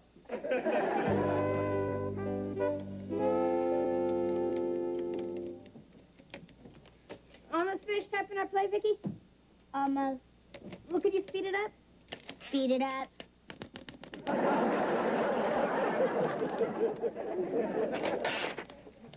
It's finished. Wow. That's the first time I ever saw a typewriter burn rubber. Doing World War II was a terrific idea you had, Jamie. Hey, when you got it, you got it. I'll get it.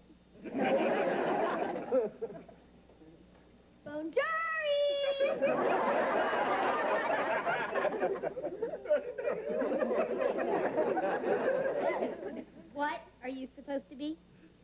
Our class is doing the Battle of Waterloo. I'm playing Napoleon Bonaparte. Give me liberty or give me death. Napoleon didn't say that. Patrick Henry did. My father got all the costumes. I can say what I want. Well, couldn't say your dad a lot of trouble, because we're going to win that play competition. We're doing World War II. With the original cast. It'll be the most spectacular play ever put on in school history. 100 Japanese dive bombers attacking Pearl Harbor. And 50,000 American troops storming the beach at Normandy. How are you going to do all that in your classroom? You got to be out of your mind. Harriet, it's people like you who are killing the theater. I hate to admit it, but Harriet's right.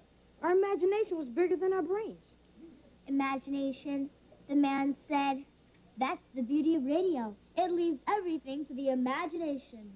That's it. Radio. That's how we can do World War II in class with 1,000 Japanese dive bombers if we want. Vicky, you're a genius. Hey, when you got it, you got it.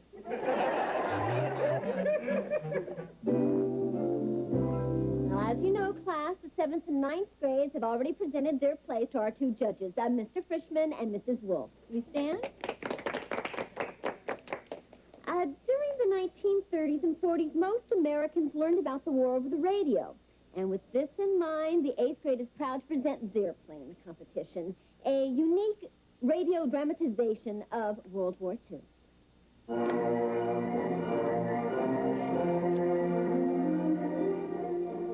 In 1939, World War II began when the dreaded German army marched into Poland.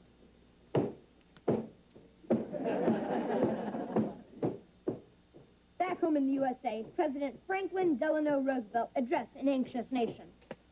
My fellow Americans, America will not enter the war. But 2 years later, on December 7th, 1941, the Japanese attacked Pearl Harbor.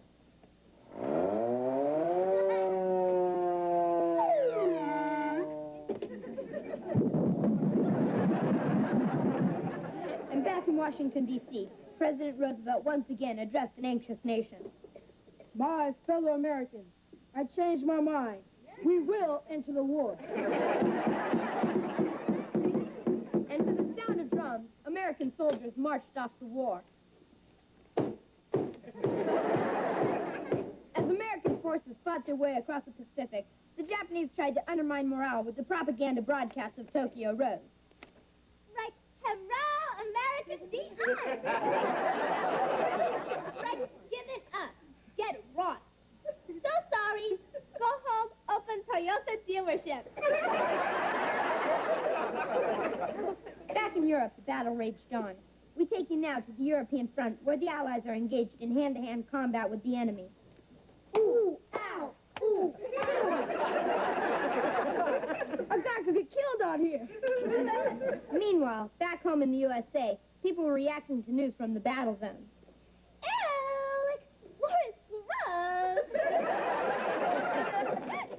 And now the war was nearing an end. In North Africa, German troops were defeated by divisions of American tanks.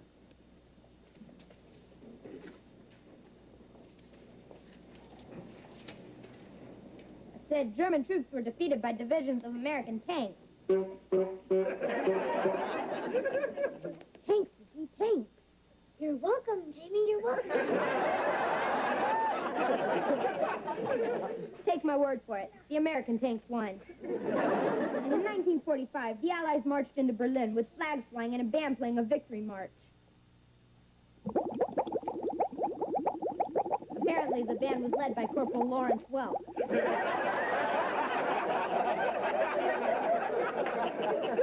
And so the GIs came back to the States by sea. And by air.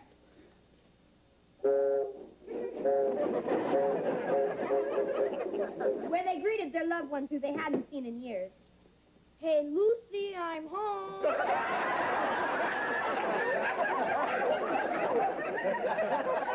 And the girls they had left behind greeted them with hugs and kisses. Ooh, ah.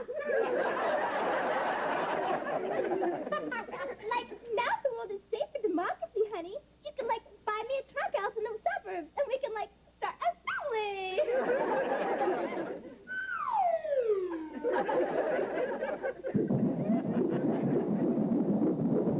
I guess that's how they got the term baby boom. That's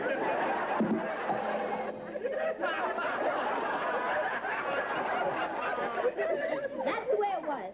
From World War II, this is Jamie Lawson saying good night and good luck.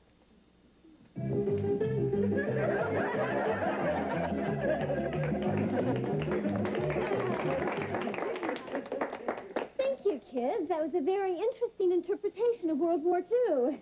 But we won it anyway. Judges? Mrs. Lawson, that was a very clever idea, both entertaining and imaginative. It's our opinion that the winner of this year's play competition is your 8th grade. Well, Debbie, now that I've made you a star, how'd you like to go out with me tonight?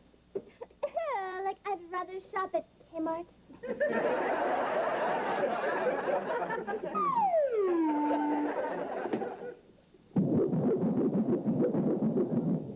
What was that for? You bombed.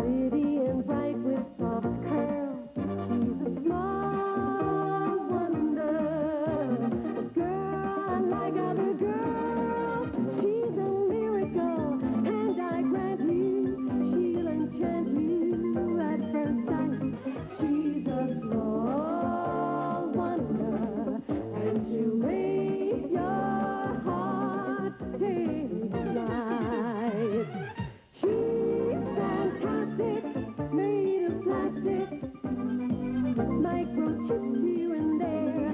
She's a small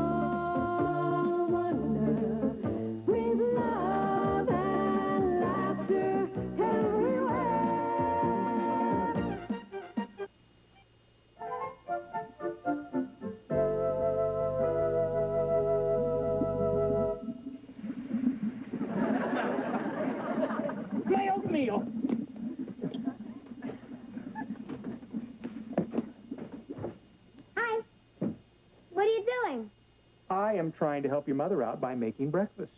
Oh, you're straining the lumps out of the oatmeal, huh? Well, don't forget, she makes my lunch, too. Jamie, I only have 2 hands. Ow! Ow! Make that 1 hand. Oh. Jamie, why don't you eat at the school cafeteria today, all right? Cafeteria food? Well, if you feel that way, why don't you make it yourself? All the stuff is right there. You're right, Dad. When Mom works as my substitute teacher in school, we should all pitch in and help out. Vicky, make my lunch. Make your lunch. On the double, please. On the double, please.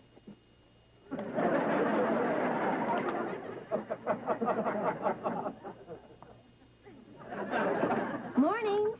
Oh, hi, hon. Oh, thanks for doing this, honey. It's sure a big help when I'm working. Hey, it's no problem.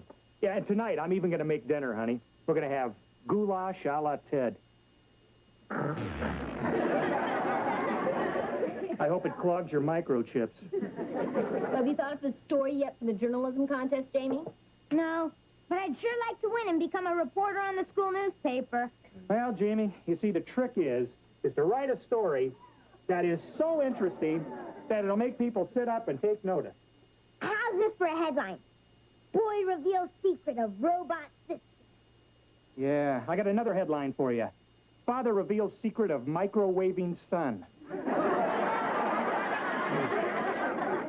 Enough, honey? You want some more? 1 lump or 2? Fine. Reggie, old buddy, when I win that journalism contest, I'm gonna be a big man on campus. Everybody'll know who I am. Right. They know you're the fool who lost to me. Good morning, Mrs. Lawson. Oh, good morning, Mr. Bryant. Well, what can I do for our illustrious principal? Well, first you can stop polishing the apple. Then I'd like for you to meet Chrissy Ryan. She's a new student who just moved here from Arizona, and she's going to be in your class. Oh, hi, Chrissy. Oh, we'll have her feeling right at home in no time. I'm sure you will. Listen, by the way, remind your students to get their stories into me by Friday if they plan on entering the journalism contest. Okay, I'll do that. Chrissy, it's nice having you with us. Thank you, sir. Oh, your attention, class. I'm sure you already heard what your principal just said about the journalism contest, so let's keep that in mind, okay? And I'd also like you to say hi to your new classmate, Chrissy Ryan. Hi. Well, who would like to show Chrissy where we are in the history book? Thank you, fellas. Vicky, why don't you show Chrissy where we are? Hi. Hi. Hi, I'm Jamie, her brother. And this is Reggie. I'm not her brother. I'm just a brother. Hi. If we can do anything in any way to help, just ask. Well, I didn't bring my lunch today, so you can show me where the cafeteria is. Oh, sure, no problem. You see, you go out the doors, you point your nose down the hall, you keep sniffing, and when you start to feel sick, you're there. That covers the homework assignments for this week. Tomorrow we start the chapter on the Civil War. And how you doing, Chrissy? Fine, Mrs. Lawson. I really appreciate you and Vicky going to all this trouble to help me. Oh, it's no trouble at all. I'm sure it'll be easy for me to catch up. I can speed read. Oh, that's wonderful. I can speed read, too. New York was the first settled by the Dutch in 1624. Such a little clown. Well, Chrissy, as long as you're here, would you like to stay for dinner? Oh, I'd like that. Thank you. Oh, sure. Well, why don't you call your mom and see if it's okay? Well, the phone is right over there. Well, my mom doesn't live with us, but I can call my dad and ask him. Okay, well, you do that. We're having a special treat tonight. Goulash a la Ted. Honey, oh, where did you get that apron? Is it too busy with the shirt? Need any help? You kidding, honey? You're talking to Julia Child with hairy legs. Well, we may have one more for dinner if Chrissy can stay. I understand, Daddy. I'll tell Mrs. Lawson. Bye. I can't stay for dinner, Vicky. Please tell your mom your Daddy wants me to come home right away, okay? Okay. I'm really not very hungry anyway. My stomach's kind of upset from that sandwich in the cafeteria. They had to put saddles on those hamburgers. They've got to be made with horse meat. Horse meat.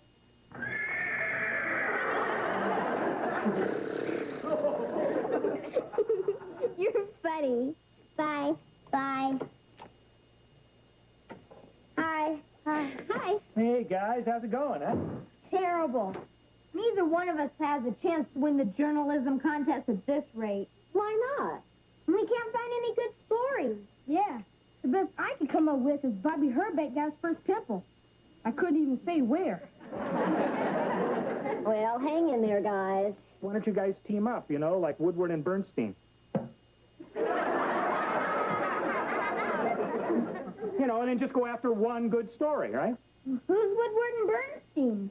Well, I guess you're too young to remember, but a few years back, there were a couple of reporters that uncovered this big scandal in Washington about Watergate and President Nixon. You're kidding. Norm Nixon, the basketball player, was president? No, Reggie, you know she means the other Nixon. But he dribbled just as much, didn't he? Well, how'd they get the story? From a secret source who gave them all the information. They never said who it was. You see, Jamie, a good reporter always protects his source's identity. They just gave him a secret code name. Deep Throat. Hey, that's a great idea, Reggie. Want to team up? I'll be Woodward. Okay, so I'm not sure I'm right for Bernstein. Hey, Reg, you want to stay for dinner? Sure, thanks. Great, I'm cooking. I just remembered my mom needs me. Boy, you really know how to kick a guy in the shins, don't you, Reg? Yeah. Yeah. Smell it. Oh. Reggie, my dad's cooking can't be any worse than the food in the cafeteria. Yeah. They serve horse meat in the cafeteria. Huh? They serve horse meat in the cafeteria. They should put saddles on those hamburgers. Hey! Wait a minute! I think we found our big story, Bernstein. Yeah, but how we know it's true? And Vicky says it's true. It's true. She never lies. She can't lie. She's not built that way. Well, okay. Boy, when we turn our paper into the principal tomorrow, he's going to pat us on the back and say, way to go, guys. Well, what if he asks us where we got our information? We'll just tell him we got it from our secret source. Deep tonsils.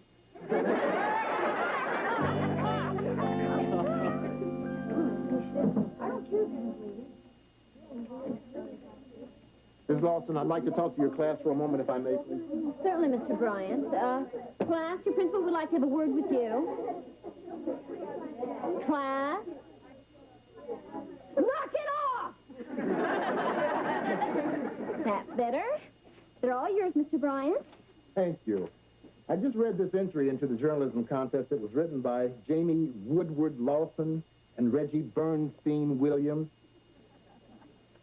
And according to your report, gentlemen, you say that horse meat is being served in the school cafeteria. No, that's a very serious accusation. Now, I want to know where you got your information from. Mr. Bryant, sir, all I can say is that my partner and I got our information from Deep Tonsils. Deep tonsils? Yes, sir. You see, a good reporter never reveals the name of his source. Right, Bernstein? Right, Woodward. I see. Well, let me put it to you this way. If you don't tell me who gave you that story, the both of you will be washing dishes in the cafeteria for a month. She's Deep Tonsils. Reggie! Well, I'm too young to have dishpan hands.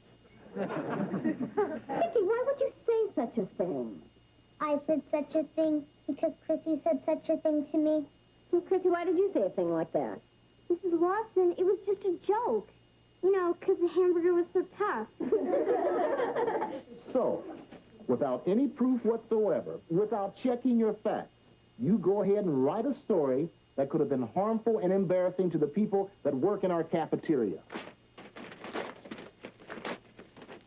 Ms. Lawson, I will leave it to you to decide on a suitable punishment for this kind of irresponsibility. I'll do that. I think I know just the thing. Well, now, since you two are such big fans of Woodward and Bernstein, I'm assigning you to read a book that they wrote. It's called All the President's Men, and I want you to do a report on it over the weekend. Oh, it shouldn't take you too long. I think it's only 900 pages. Way to go, guys.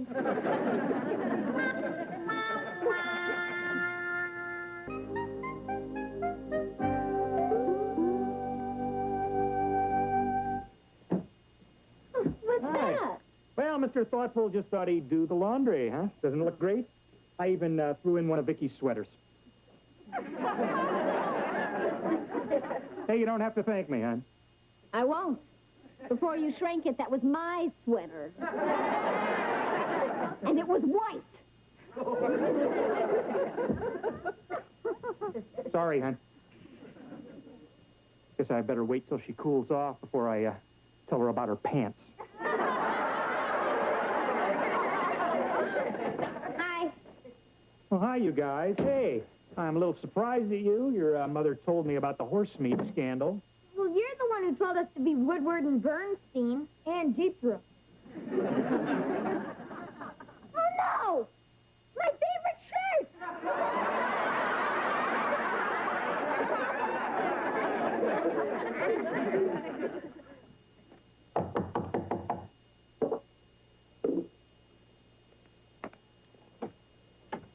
Hi. I feel terrible about getting Jamie in trouble at school today. I just came by to apologize. Is he here? He will be soon. I'm fixing me a snack.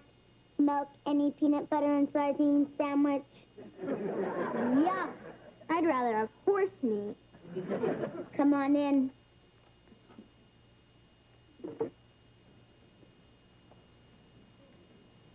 What's the matter, Vicky?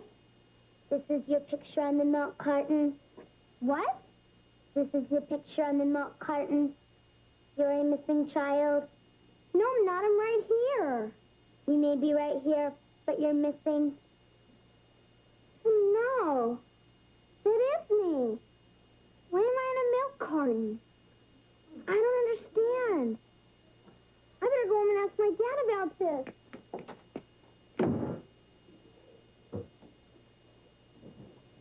Man, we really goofed.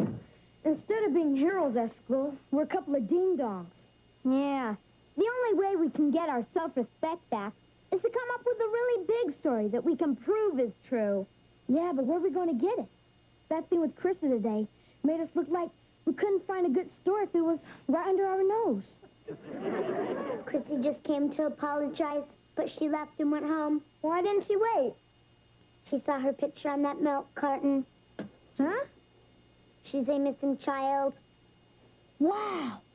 That is Chrissy. Yeah. I think we found our big story, Bernstein. I mean, if this doesn't win the journalism contest, nothing will. Let's go write it up. And we know it's true because we got the proof right here on the milk carton. Man, you know what this is going to make us? A couple of ding-dongs.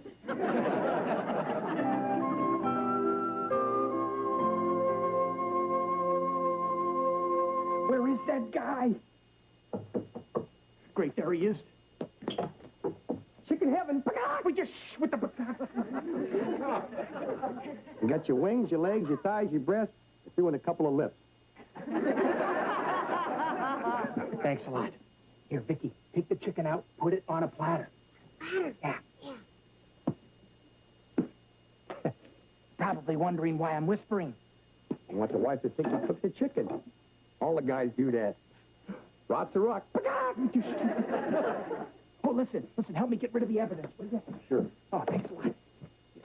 I got this, and, yeah, this. Thanks a lot. What do I owe you? $20. $20!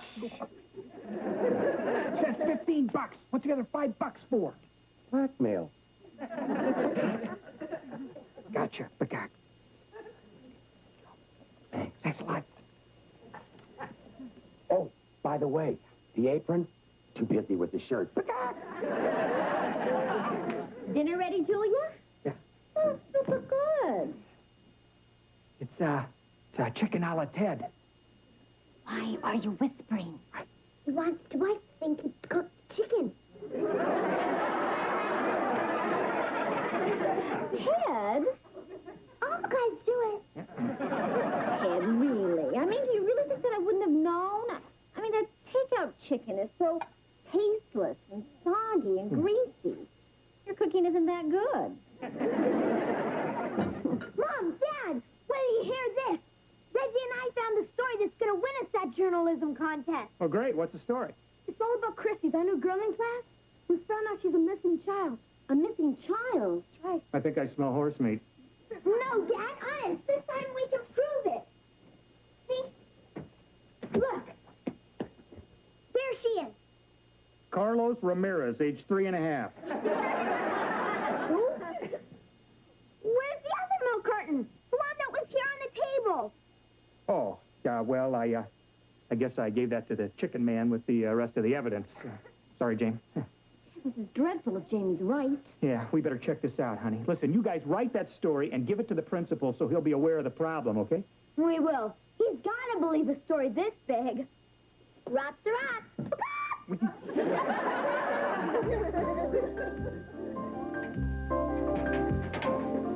Hey, Reggie. Did you give our story to Mr. Bryant? I left it on his desk. I hope he believes us this time. If he doesn't, how are we going to prove it to him without the milk carton? Hey, our proof sits right in front of me. Chrissy herself. Hey, I thought of that too. Oh, yeah? Then why didn't you say so? Well, I want to give you a chance to look smart for a change. Hey, where's Chrissy? Don't worry about it. The bell hasn't even rung yet. Now we can worry. If Chrissy doesn't show up, we're up the creek.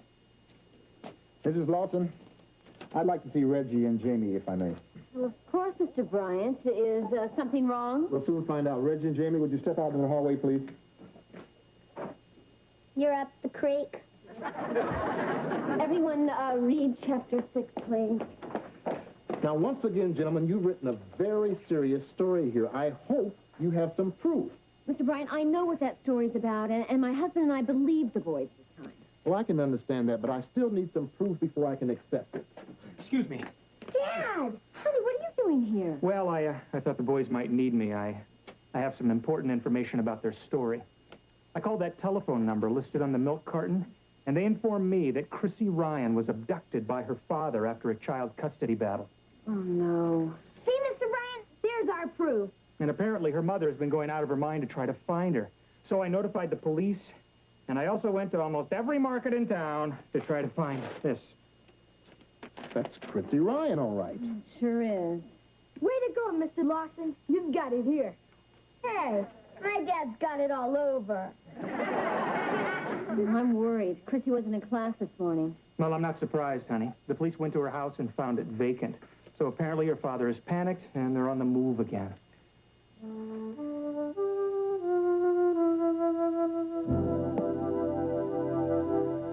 Oh, that's beautiful, honey. Come on, guys, cheer up.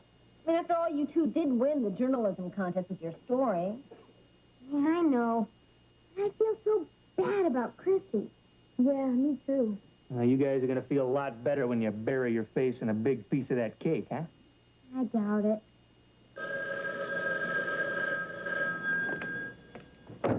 Hello?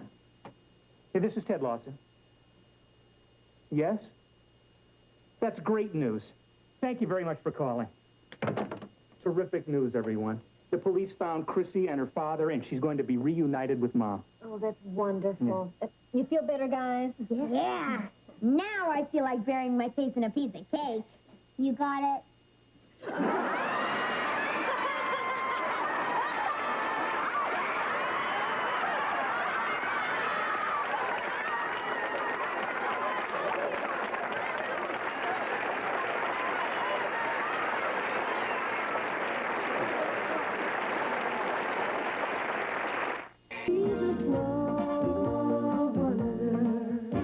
Baby and bright with soft curls. She's a small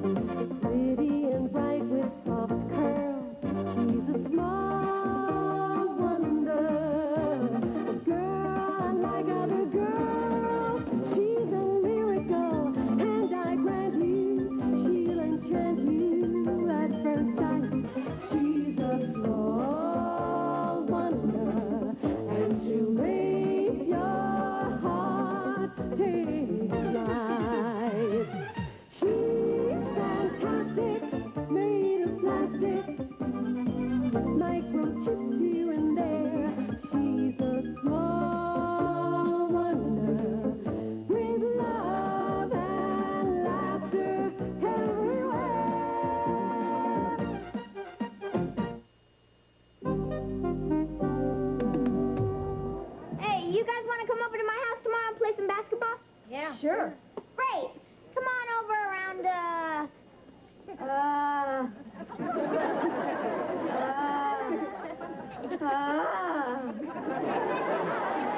There's that new girl in school. I wonder if she's as nice as she looks. When they look that good, who cares? Well, if you're that interested, why don't you go and talk to her? Forget it. She's only been here 2 days.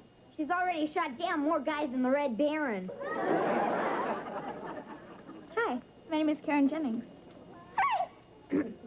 Hi. My name's, you're Jamie Lawson. Right. It was on the tip of my tongue. How'd you know my name? Oh, I know everything about you, Jamie. Ooh. I know you live around the corner from me. I know my dad's your dad's new boss at United Robotronics. And I also know that you're just my kind of guy. Whoa! Like to go for some pizza after school, cutie? Yay! Okay, good. I'll come by your house after school. See you later, handsome. Yow! I can't believe it. Out of every guy in school, she picked me. It's incredible. Boy, now I know what they mean when they say, love is blind.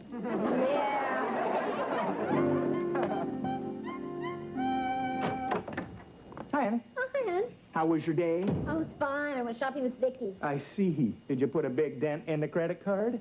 Well, it was more of a fender bender. Oh, but it was worth it. Look at all the great things that I got for her. Vicky, would you come out here, please? You like? Oh, I like. She's adorable, honey.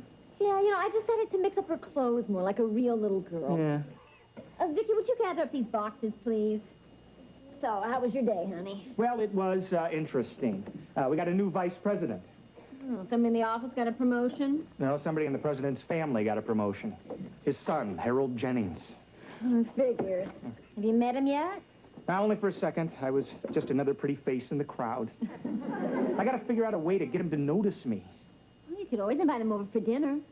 Oh, honey, that's so obvious. I look like Brandon Brendel trying to suck up for a promotion. Oh, I see. And you prefer to suck up in your own way. Yeah. Hi. Aren't you just a little overdressed for pot roast? No, I'm having dinner out. I have a date. A date? Oh, with whom? A new girl in the neighborhood. The word fox comes racing to my lips. Sounds like the fox is going out with a wolf. The boxes are all picked up. Oh, thanks, Vicky. You can throw them away in the kitchen, please. Dad, can I have an advance of $10 on my allowance? You're already well advanced into the 21st century. Jamie, you should have thought about having enough money before you asked this girl out. Oh, I didn't ask her. She asked me. Well, then let her father come up with the $10. He sure could afford it. He's your new boss. My new boss? Harold Jennings' daughter? Yep, that's her, Karen Jennings. Here's $10, Jimmy. Well, Karen's gonna be here any second. I'm gonna go put on some cologne. Use mine. It's on top shelf. It's called Private Eye. One whiff and she'll follow you anywhere. Ted, really? Joni, come on. I mean, what can it hurt, right? That must be Karen. Oh, Vicky, would you answer the door, please? Be charming and smile a lot. And you up. Hi, I'm Karen. Hi, I'm Vicky. I have to be charming and smile a lot. Hi, I'm Ted. I'm Jamie's dad, and this is Jamie's mom. Come on in. Hi. Hello. Nice to meet you. Hi, Karen. Hi, Jamie. I'm all ready. I like your cologne. One whip, and you'll follow him anywhere. She's always making little jokes. Yeah. Well, you kids have a good time, huh? Have a good time. Have a great time. Have a wonderful time. Have the time of your young life. Go on.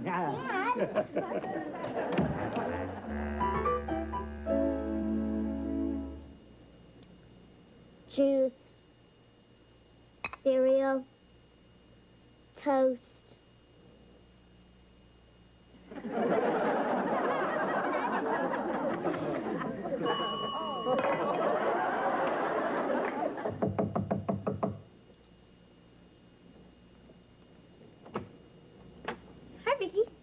Hi, Karen.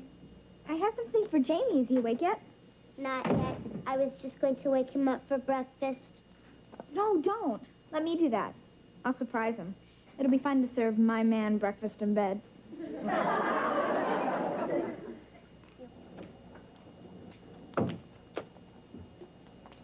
Time to wake up. I can get up whenever I want. It's Saturday. Time to get up.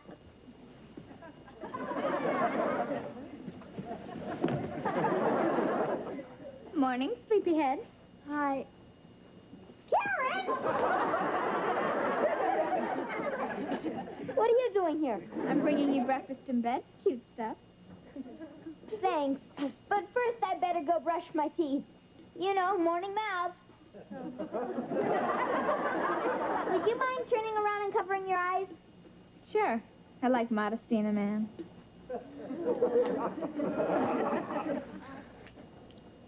Cute PJs. Vicky, bring me my robe and slippers, please. Hi, Vicky.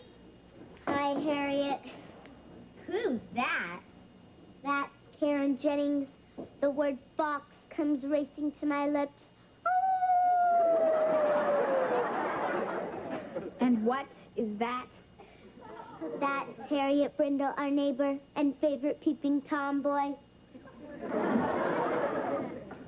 What are you doing in my man's bedroom? Get lost, button nose. I moved in on you and I'm here to stay. You can turn out the lights. The party's over. That's what you think, Eaglebeak. I'm small, but I'm dangerous. Sort of like a warthog. Besides, I've got Jamie right under my thumb. My dad is his dad's boss. Well, if you don't want to get your dad fired, you better beat it. Because my dad's your dad's new boss. Is that a threat? Yes. Just checking. See ya. Hi. The Big J's back. Miss me? I sure did, dimple cheeks. I brought you something. Oh, a ring? Uh-huh.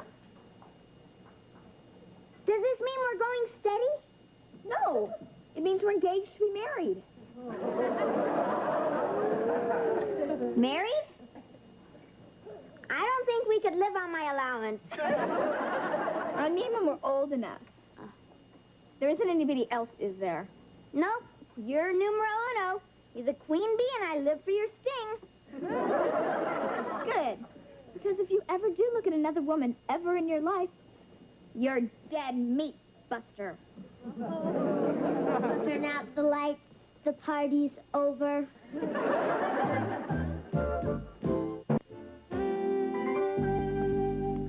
Hi.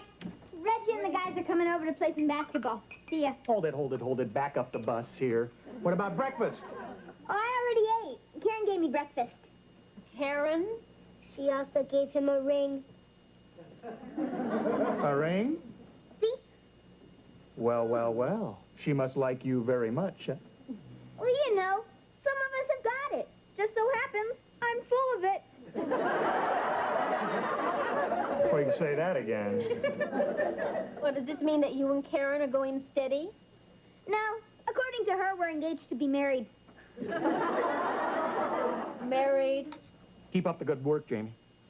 Only problem is that the second she gave me this ring, she acted kind of pushy. Jamie. You see, occasionally women like to think that they're the boss, and sometimes we just have to let them have their fun. I gotta be at a golf course in 20 minutes. Oh, no, you don't. Back up the bus. You promised me that you would take out the trash and rake the leaves and mow the lawn. But, honey... Ted. Oh, all right. I'm just letting her have her fun. Want some more juice, boss? Yeah. Thank you, Vicky.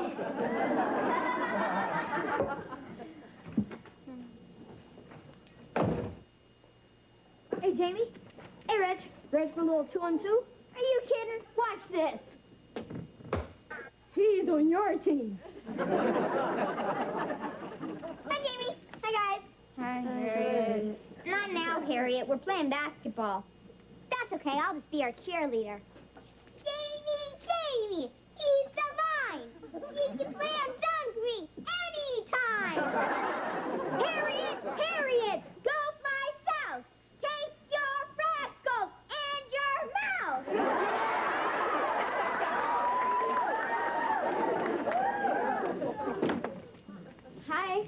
Did you tell everybody the good news about us? What good news? Yeah. Jamie and I are engaged to be married. Whoa! Jamie, you can't marry her. She has money, looks, and brains. You two have nothing in common. Why don't you take a hike, Bird Legs? Bird legs, you should talk. Bird brains. You all can leave now. Jamie and I wish to be alone. Hey, you can't kick us out, little mama. We came over here to play basketball, and we're not leaving unless Jamie tells us to leave. Right, Jamie? Right. You can leave now. Go ahead, guys. Why? Boy, Jamie, the way you let her lead you around like that. You ought to take that ring off your finger and wear it in your nose. Karen, you shouldn't do that to me in front of the guys. It's embarrassing. It's just that I'm so jealous. I want to have you all to myself, handsome. I have important things to discuss with you. Vicky, we want to be alone. Mom told me to water the plants. Maybe you should water the plants some other time. Get lost, button nose. I'm here to stay. I like the way Vicky stands up to a man. She reminds me of me. Okay, Karen. What was so important that you had to discuss with me? Your future. You're going to be a doctor. Why? Because my mother says so. She says a man has to provide a woman with the bare necessities of life. What bare necessities? The 3 M's. Money, mansion, and a Mercedes. Right, Vicky? Right, Eaglebeak. Karen, isn't that asking a lot? Yes, but I'm worth it. What are you, a spineless wimp? Vicky, I'm going to make a man out of him whether he likes it or not. You're dead meat, Buster.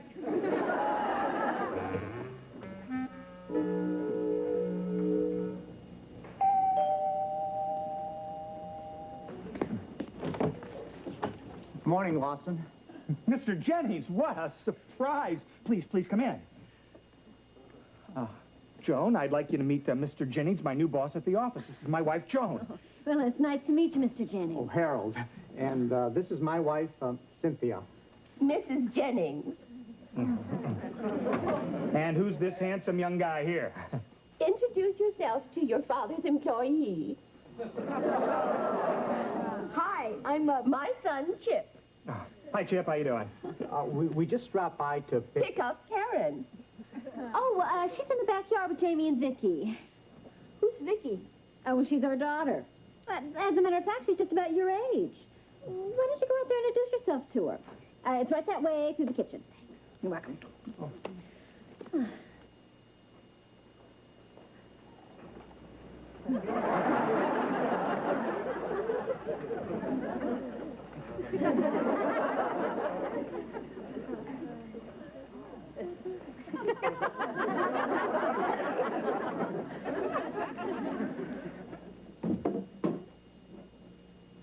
Oh, hi.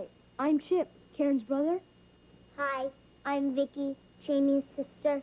Wow, you're pretty. I'm also adorable. I'll say, I can feel sparks between us already. Sparks between us. You can feel them too? Can I kiss you on the cheek? You can kiss me on the cheek.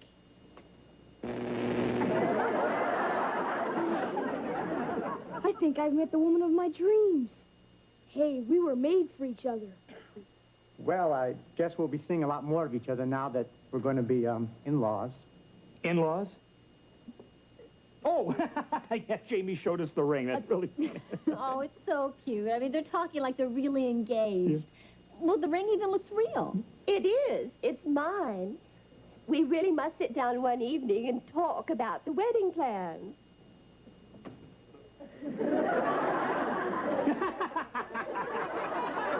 Your wife has a great sense of humor. No, she doesn't. I'm quite serious about the wedding plans. Well, Mrs. Jennings, the idea of two 12-year-olds getting engaged is ridiculous. Ted, Joan, let me explain. Harold, stop monopolizing the conversation. There's a tradition in our families. Both our parents and our grandparents and our great-grandparents all married their childhood sweethearts. I'm proud to say there has never been a divorce yet. True, Harold? Too true. All are happy marriages. Right. Happy. My daughter has chosen your son, and they too shall have a happy marriage when they come of age. And you share her views, Harold? Well, in my opinion, Harold, dear, when I want your opinion, I'll give you one. Naturally, any family that my daughter marries into should be on a social and financial level compatible to ours. Regrettably, you're not. But I've generously decided to have Harold help your situation. To raise us up from the slums, as it were. There's a vice presidency in your future, Mr. Lawson. Now that that's out of the way, congratulations. You've married into a wonderfully warm and beloved family. Well, there are just a couple of little things that I'd like to say here. Oh, more than a couple. Hello, Mother. Hi, Father. Hi, darling. And this must be my future son-in-law. Ted, you were about to say something? I certainly was. About this marriage business. Mom, Dad, this is Jamie's sister, Vicky. She's really neat. Can I marry her? We were made for each other. Of course you can marry her, Chip. You can have anything you want. You hear that, Vicky? We're gonna get married. You have to give me the 3 M's. Money, mansion, and a Mercedes. Huh? What are you, a spineless wimp? I'm gonna make a man out of you whether you like it or not. I like that girl. Harold, let's make it a double wedding.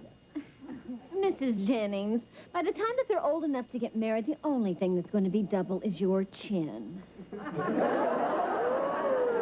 You see, there's a tradition in this family, too. It's called marrying the one you love. And only when you're mature enough to know something about life. This is all nonsense. There will be no engagements and no weddings. All right. Well, if that's your attitude, you can just kiss your vice presidency goodbye. Come, children. Come, Harold. Great. Now we gotta start all over again with another spineless wimp. Mr. Jennings, listen, I'm really sorry. I didn't mean to talk to your wife like that. Don't be sorry. I mean, I loved it. What? That was the first time anybody ever stood up to Cynthia in her life. Including me. You're an inspiration. Harold, get out here this instant. Cynthia, go suck an egg. Boy, that feels good.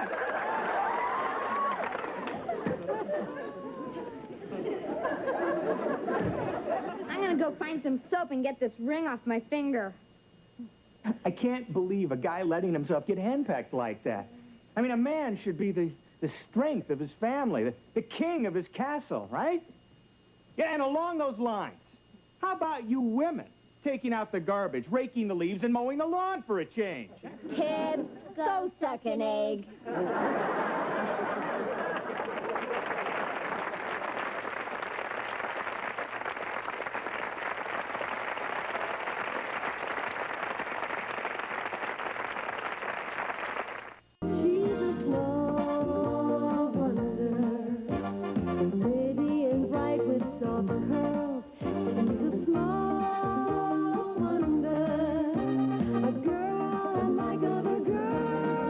She's a miracle, and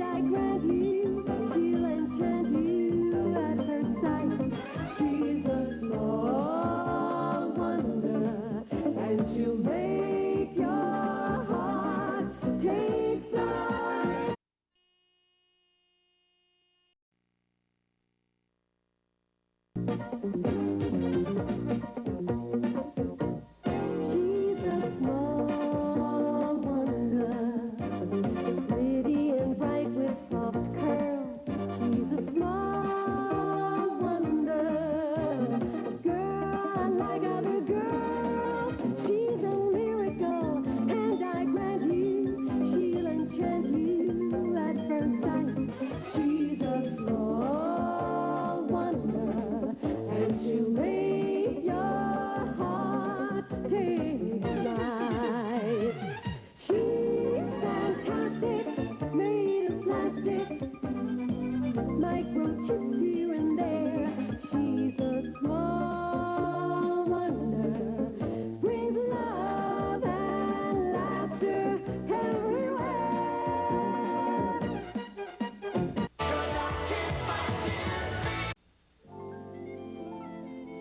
How do pancakes to me, Vicky? Some of them are done. Oh, good. Would you put them on the plate, please? On that plate.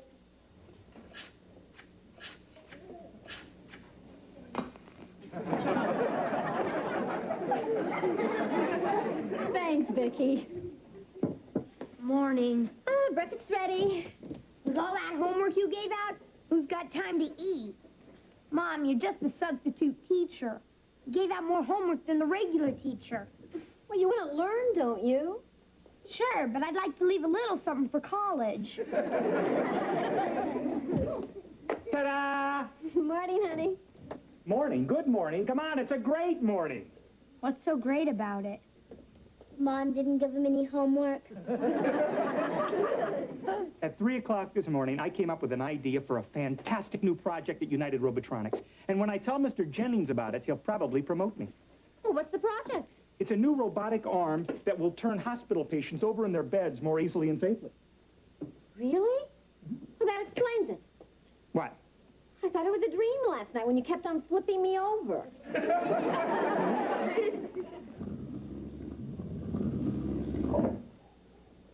What was that? That was me.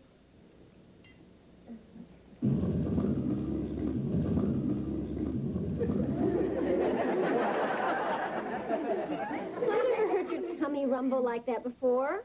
Joni, robots don't have a tummy. She has a titanium polynucleotide processor that turns food into energy.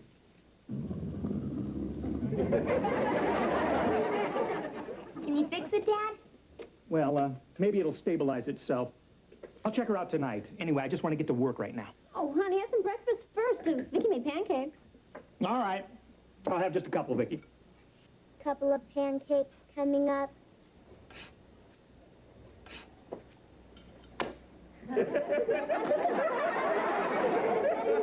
Missed it by that much.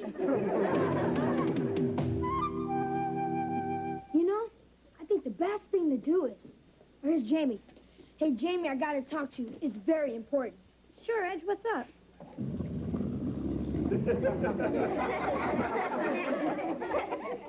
What was that? That was me. Vicky took too many of those time-release vitamins, and they all went off at once. So what's so important? Well, you gotta do something about your mom. The homework's killing us. Yeah, me too. You know, she's turning into a real battle axe. I tried to talk to her about it last night. Yeah? What'd she say? The key words were fail, grounded, and no allowance. Well, maybe if I talk to her. Tell her that we're madder than heck, and we're not going to take it anymore. Well, we're behind you all the way. Right, Vicky? That's a yes. Good morning, class. Good morning. Before we get started, I want to remind everybody that we've got a big test coming up on Friday. And I want you to... Reggie, do you have something that you'd like to share with the class? Yes, Reggie. You tell her, Jamie. Yes, Jamie? You tell her, Vicky. Yes, Vicky? You're a real battle axe. What? We're madder than heck, and we're not going to take it anymore. Yeah! Right. Well, Yeah, what are you all so mad about? The key word is homework. Oh, I take it that you feel that I give you too much homework. Is that it? Yeah. But you all want to do well in school, right? Right. And you want to get good grades on your tests, right? Right. So you understand why I have to give you so much homework, right? Wrong. Well, I'm sorry, but that's the way that it's got to be. Yes, Reggie? But why, Miss Lawson? School's supposed to be fun, not just work. If one of us was the teacher, it'd be a lot different. Oh, and I suppose that all of you agree with that?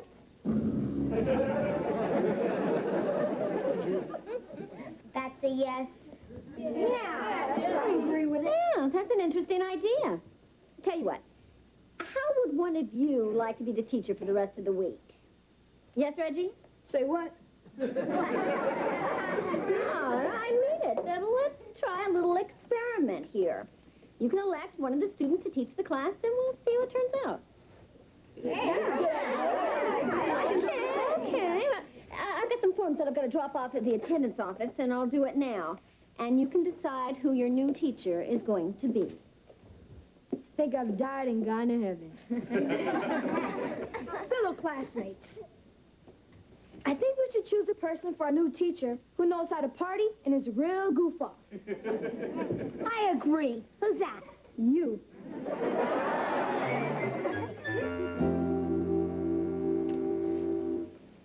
Morning, Miss Grimm. Morning, Mr. Jennings. How did the budget meeting go? Terrible. Just terrible. I'm afraid our company is losing a fortune. Why, we can't even afford the red ink we need. Any calls? Yes, sir. These are the important ones that need to be answered immediately, and these can wait till later. I'll take these. I have a lot of thinking to do, Miss Grimm. See that I'm not disturbed. Yes, Mr. J. Hi there, Miss Grimm. And how is my favorite executive secretary this fine day? I'm fine, too, thanks. Listen, I just saw Mr. Jennings come in, and I really need to talk to him. Is this important, or can it wait till later? It's very important. Then forget it. No, you don't understand. I have this great new project that I know he's going to want to hear about. You'll have to make an appointment, Lawson. Miss Graham, I really need to see him right now. I'm sure he'd want me to. No way.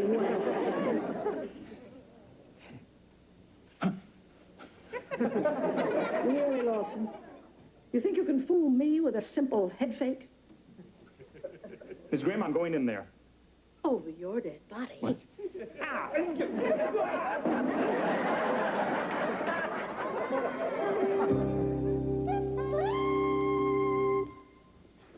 Man, Vicky, being a teacher is going to be a ball. A ball. Say that again. A ball. Great.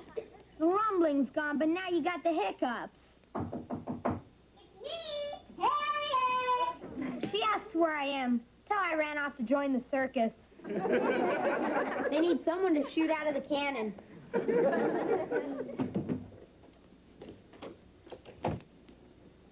Hi, Vicky.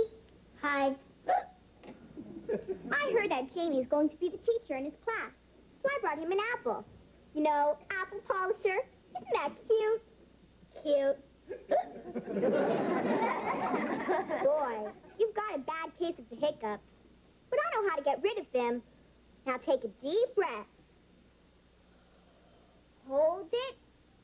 Hold it. Now blow it out real hard.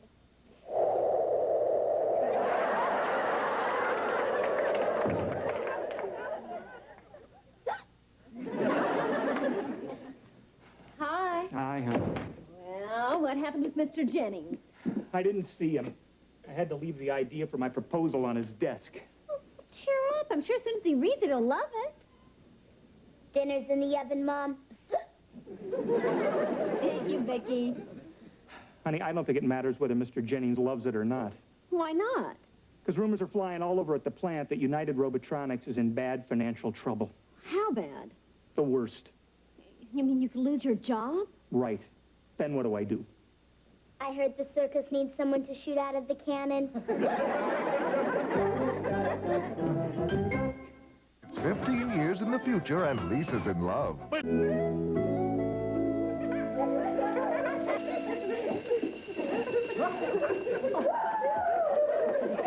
Jamie! Look at the way that your class is behaving. Oh, yeah. Great idea you had making me teacher. Why don't you quiet down your class so you can teach, teacher? Oh, okay. Vicky!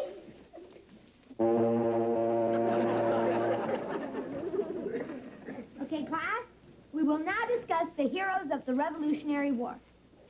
Who said, I have not yet begun to fight? Reggie? The man that said, I have not yet begun to fight was Sylvester Stallone in Rocky IV. Oh, Reggie, that's ridiculous. It certainly is. Everyone knows it was Rocky III. What historical relic is known as Old Ironsides? Mrs. Larson. I'll accept that. Jamie, you've been teaching for a whole week now. When are you planning on giving the test? What do they need a test for? That's the only way that they can prove that they've learned anything. I got a better idea. Why don't we just take their word for it? Good idea. Well, I'm afraid that the principal insists upon a test, and there's no way around it. Vicky, excuse me, will you please pass out these test papers? I'll correct them during my lunch hour. Sure, Mom. All right, you can turn over your test papers now and look at your grades. Oh, no, I got an F. Even I got an F, and I was the teacher. I'm afraid you all got Fs. Except me. I got an A. I love it. There's always one smart aleck who runs the curve. Well, it's really a shame. It's going to ruin all of your good averages. Mrs. Lawson, you know, I never say anything bad about anybody, and I never get anyone in trouble. But it's his fault. He didn't teach us anything. Well, true. But it's all of your faults, too. You wanted a teacher that would let you goof off, right? Yeah, good point. Yeah. I hope you realize now that if teachers aren't demanding, students won't learn anything. Mrs. Lawson, I guess I deserve to fail the test. But couldn't you give the rest of the class a chance to take it over, please? Oh, yeah. Okay. Well, let's open our books and we'll start our review. And I'm sure you all want to include Jamie in on the makeup test, too, right? Wrong!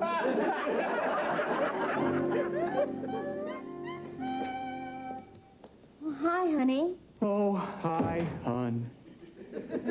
How was work? Did you get a chance to talk to Mr. Jennings about your company's financial trouble? Yeah, I talked to him. Oh, that's good. No, that's bad. What did he say? He said he wouldn't talk to me. Oh, that's bad. No, that's good. I got through another day without being fired. Oh, that's good. No, that's bad. Mr. Jennings said he's coming over here after work to talk to me. Obviously, he wants to fire me without embarrassing me in front of all the other employees, just in front of my family. Is that good? Hi, Dad. Hi, Dad. Dad, Vicky's hiccups are driving me crazy. Crazy. Isn't there something you can do? All right, I'll have another look at her. Turn around, Vicky. It's got to be something in her vocal tract synthesis. Maybe fluctuations in the RPG, I don't know.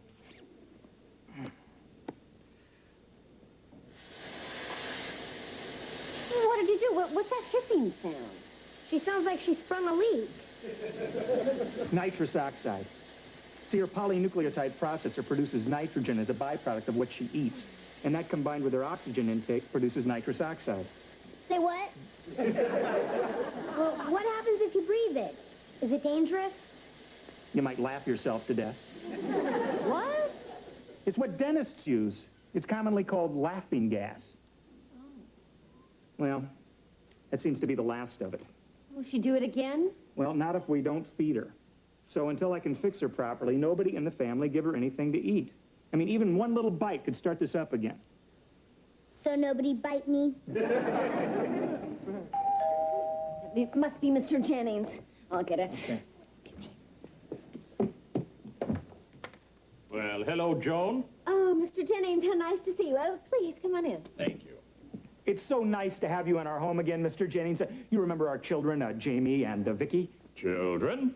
Grown up? Mr. Jennings, would you care for something to eat or drink? A cold drink would be very nice. Thank you, Joan. Jamie, some cold drinks, please. Sure. Vicky, some cold drinks, please. Sure. Ted, some cold drinks, please. Just go, Vicky. Mr. Jennings, won't you please sit down here? Thank you.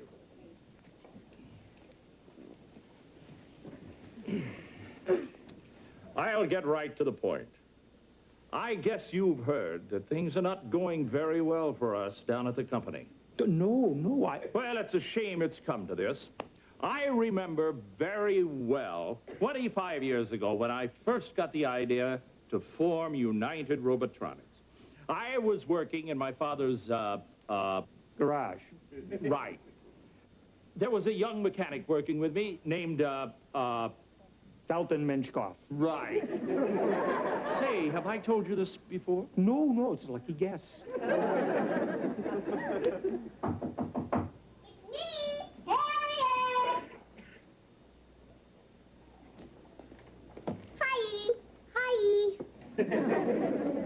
That apple I gave Jamie didn't help, so I made him some apple pie.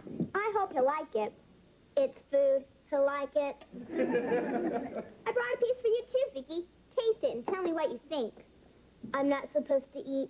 Dad said nobody in the family should feed me. Well, I'm not family till I marry Jamie, so it's okay. Go ahead and stuff your face. Stuff my face.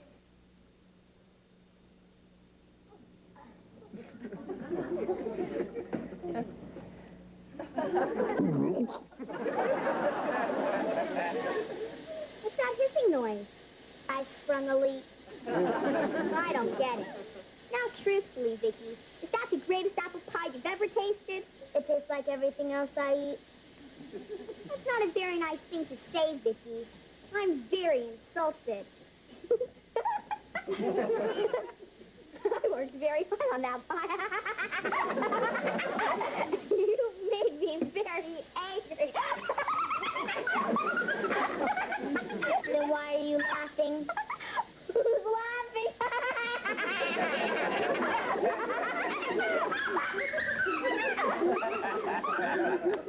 Then I made my big decision. I borrowed some money. I remember very well it was, $10,000, and you started United Robotronics. And the rest is history.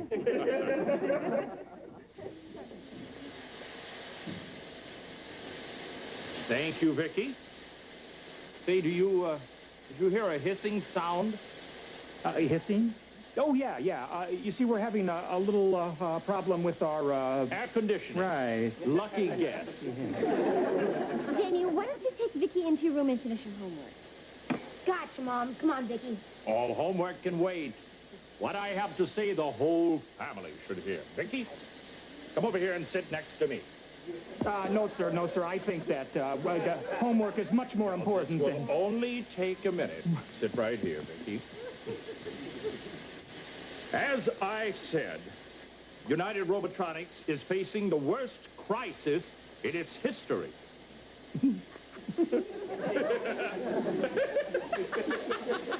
Yes, sir, I know, and that's terrible. We're on the verge of going belly up. That would be tragic. I have to fire over 500 employees. That was good. Right for that. And we lose our home. Let me out of this place.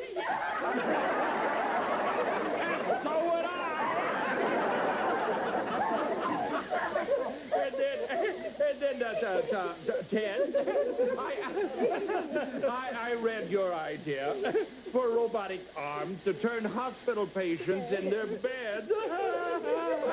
But it's too late for that, right? No, it's brilliant. It's going to save the company and your job. Does that mean I get a promotion and a raise? No.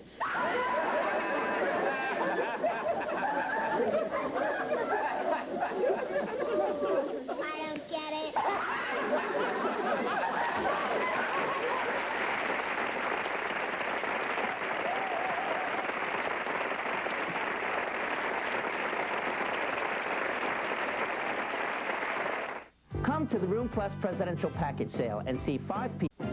She's a small wonder, pretty and bright with soft curls. She's a small wonder, a girl unlike other girls. She's a miracle, and I grant you, she'll enchant you at her sight. She's a small wonder, and she'll make your heart take flight.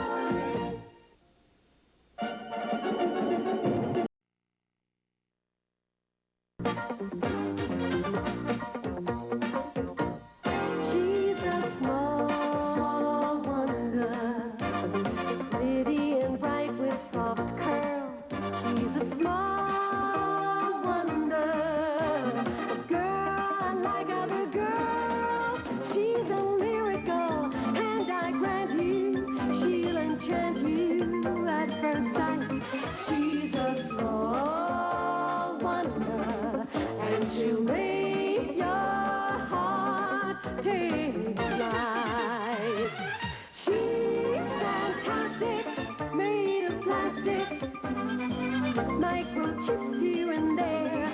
She's a small wonder, brings love and laughter everywhere.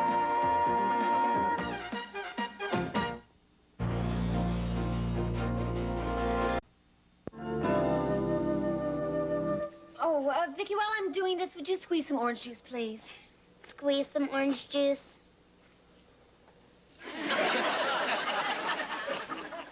Thanks. You'll always be my main squeeze, but use the regular juicer, all right? Mom, what's Dad doing in the garage? He wouldn't let me in to get my bike. Yeah, I know. I had to get something out of the car, and he wouldn't let me in either. Hey, everybody, your attention, please. I have something to show you. Oh, what is it, honey? What is it, honey? I'd like you to meet the new and improved Vanessa. Oh, no. Say hello, Vanessa. Hello, family. It's so good to see you again. Dad, not her again. Yep, and she's better than ever.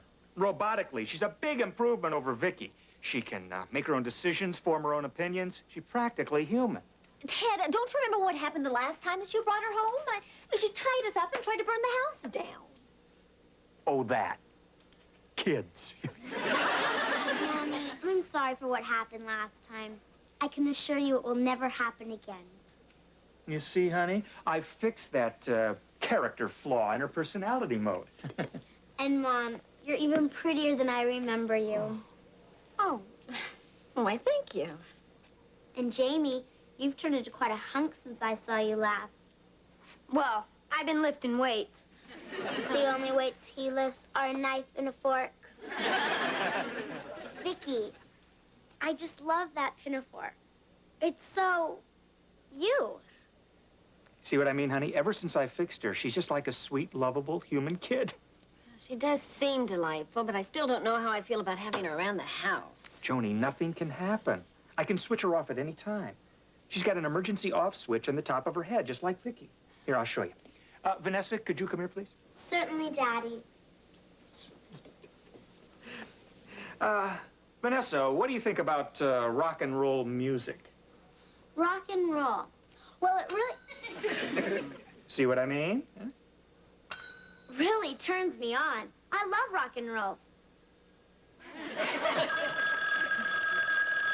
Vicky, would you grab that, please?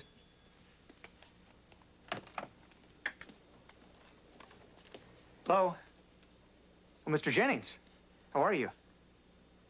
Uh-huh. Uh-huh. You mean tonight? Well, sure, no problem.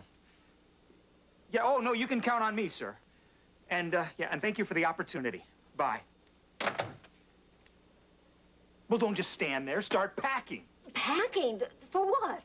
We're going to Hollywood. Hollywood? Wow! Why? Well, seems they're making a TV movie about a robot, and it broke down. So they called United Robotronics to send out an expert to fix it, and the boss picked me. Why?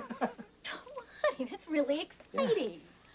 Boy, we get to see all the movie stars. What's a movie star? A movie star is someone who works a few hours a week saying words that someone else thought up and then gets paid a fortune. Then they're on Lifestyles of the Rich and Famous. A movie star sounds like a good thing to be. I'll go to Hollywood and become a star. You're not going anywhere until I'm finished testing. But I want to become a star. I want to be on Lifestyles of the Rich and Famous. Sorry, Vanessa, no way. I said I'm going. Any questions, Daddy? Daddy, you remember that little character flaw you fixed in Vanessa? Mm-hmm. It's back. I'm going to Hollywood and nobody can stop me. Ow! I wouldn't do that if I were you, Daddy.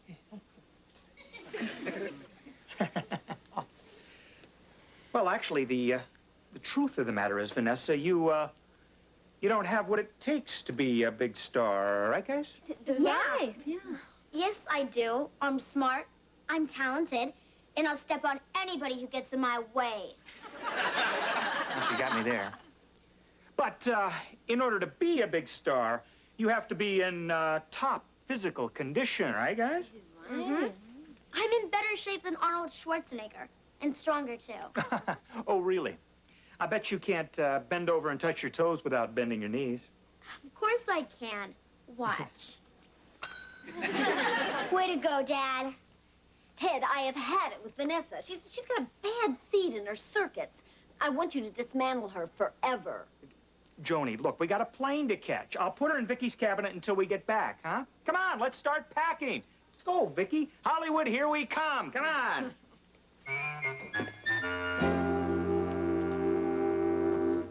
There. You'll be nice and cozy till we get back, Vanessa. Jamie, pack it nice and neat, okay? Okay, Dad.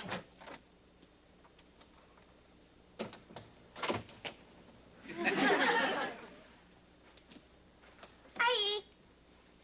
Not now, Harriet. I'm busy packing. Packing? Where are you going? Hollywood. Dad's got to do some work out there, and he's taking us with him. Jamie, you can't go to Hollywood.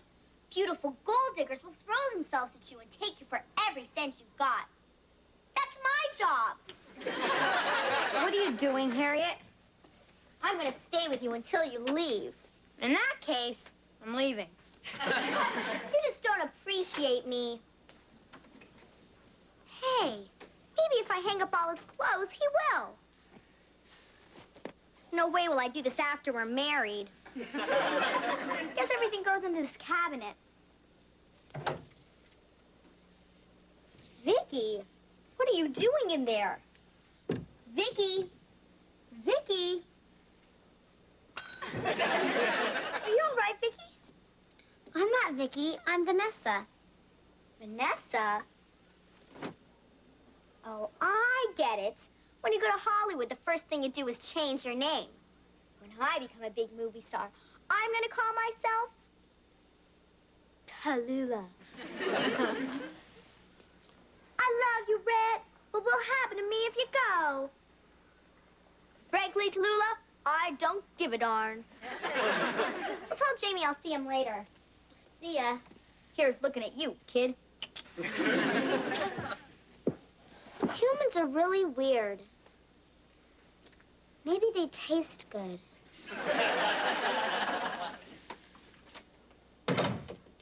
You're supposed to be in the cabinet, Vanessa.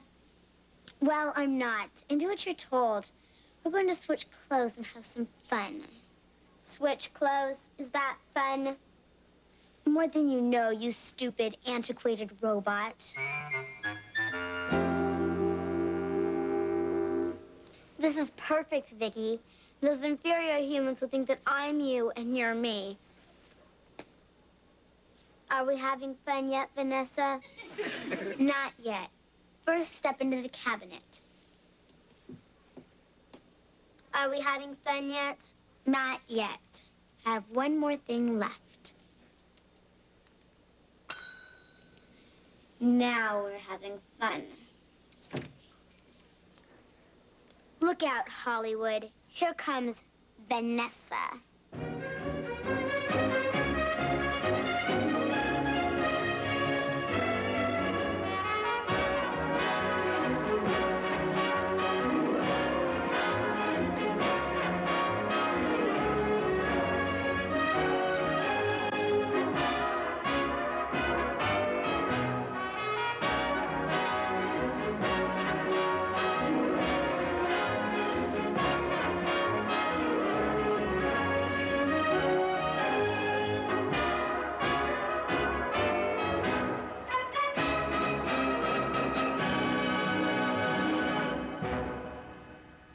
What do you think, Mr. Lawson? Danny, you can tell your producer that this robot is in almost useless condition. Tell HL the bad news, not me. You tell him. Better he should fire you. I'll be out in a minute. Hi, HL, hi. Hi. Listen, this is Mr. Lawson, the robot guy. Glad to meet you, kid. Hi, HL, this is my family here. Hi. Good to see you. Well, Lawson, how much is it going to cost me to fix the robot? Well, HL, that depends on how much you want it to do. Do everything. It's the star of my movie. Oh, it's gonna be great. See, it's about this mad scientist and this robot monster that... Never mind. I'll tell it. It's gonna be great. It's about this mad scientist who builds this robot monster that terrorizes everyone in the village until finally the town people burn the castle down with their torches. Hmm? Oh, I get it. Sort of a cross between RoboCop and Frankenstein. First rule of Hollywood, kid, steal from the very best. So what's this epic going to be called? Oh, I dreamed up a very original title. Robostein? You and your stupid titles. Yeah, HL, I can fix your robot. Should only cost you about $6,000 or $7,000. $1,000? That's an arm and a leg. What can you give me for $600 or $700? Just a leg. Lawson, give me a couple of minutes to think about this. 6 or 7. Listen, how about... Hey, HL, I got a great idea. We forget about the robot, hire an actor dressed up like a robot. What are you, an idiot? Here's what we'll do. We'll forget about the robot, hire an actor dressed up like a robot. Great idea, HL. That's why I get the big bucks. Mr. HL, when's this going to be on TV? Oh, it's going to be on... HL. Mm-hmm. So, you, like monster movies, huh, kid? Oh, yeah, they're my favorite. Oh, yeah, Vicky, too. I guess all kids love them. Sure. Hey, HL, that's it. We aim the movie to kid audience and get a kid to play the robot. What, are you, an idiot? Here's what we'll do. We'll get a kid to play the robot and aim the movie at a kid audience. Great idea, HL. Now, where am I going to find the kid? I'll make her a star. I want to be a star. HL, listen to that. She sounds just like a robot. She could be the kid. I'll decide who the kid is. The star of my new movie is that girl. No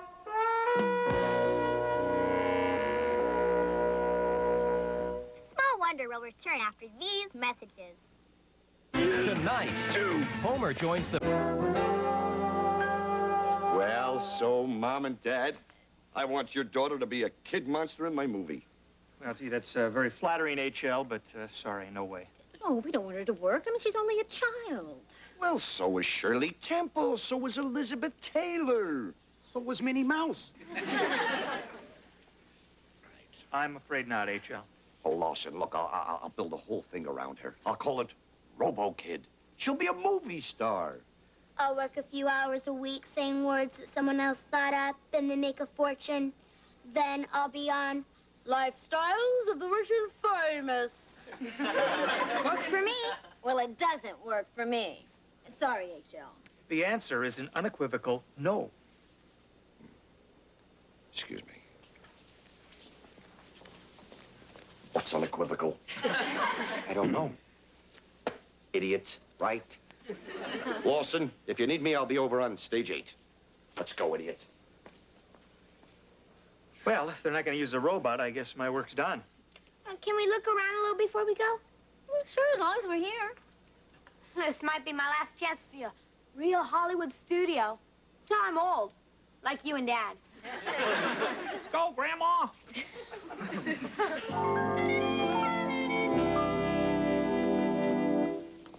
Man, this dungeon is fresh. It looks so real. Yeah, too real. Gives me the creeps. Come along, Igor. We must give the prisoner his daily meal and torture.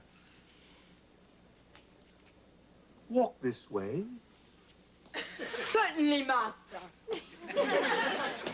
Guy. Oh, hello. Look. A chain smoker. Yeah, really. What are you doing, Vicky? Oh, she's just getting caught up in the act. What's the sweetheart? Put the key back in the door and let us out, okay? Fat chance, turkeys. I'm going to be a star, and you can't stop me. What? I said I'm going to be a star. Dad, that's not Vicky. That's Vanessa. Vicky's home in her cabinet where she belongs. I fooled you, humans. Vanessa, listen, I order you to open this door right now. With you out of the way, I'm going straight to the top. Ted, we're trapped in here. Yeah, we're gonna end up like that guy on the wall. Listen, would you two just take it easy? It's a big studio. Lots of people walk by and they'll see us. So just don't panic, okay? Okay. Okay.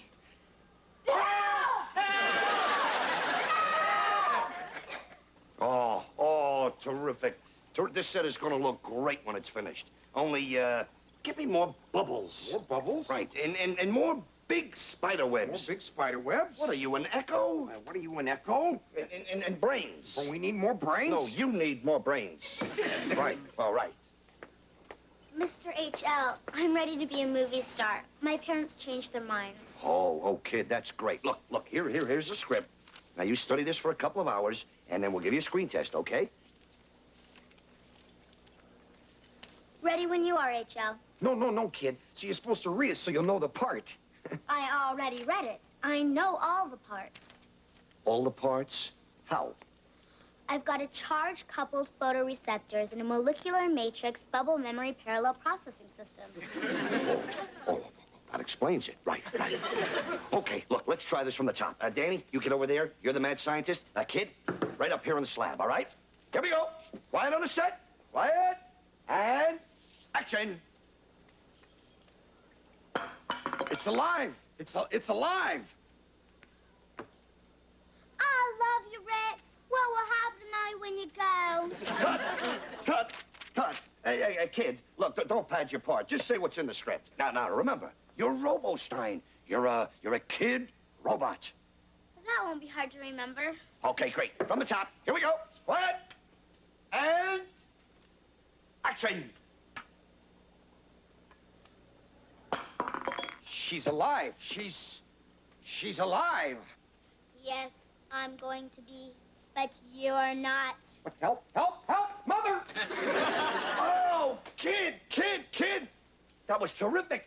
Kid, you're fabulous. Kid, you're strong. Have the part, H.L.? Oh, absolutely. As soon as you get your parents to sign this contract.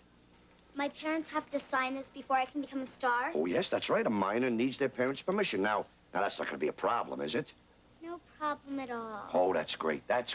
Well, we start work tomorrow, and what a scene! Yeah, you're gonna love it. See, these peasants. Now, come in here. I'll tell it. You see, you trap these peasants in a dungeon, and you pull this red lever, and the walls close in, crushing everybody inside, huh? Sounds like fun. See you tomorrow, H.L. baby. H.L. baby. I like that. Maybe not. Ted, where are all these people that were going to come and get us out of here? Well, it's Hollywood, honey. Maybe they're all doing lunch. I'll accept him. Hello, family. Vanessa, all right, you've had your fun. Now open this door. Daddy, you're not giving the orders here. I am. And I order you and Mommy to sign this contract so I can become a star. Well, what if we don't? If you don't, you won't get out of this dungeon alive. Listen, you can't scare us, you walking erector set. Yeah, you can't scare him. Oh, can't I?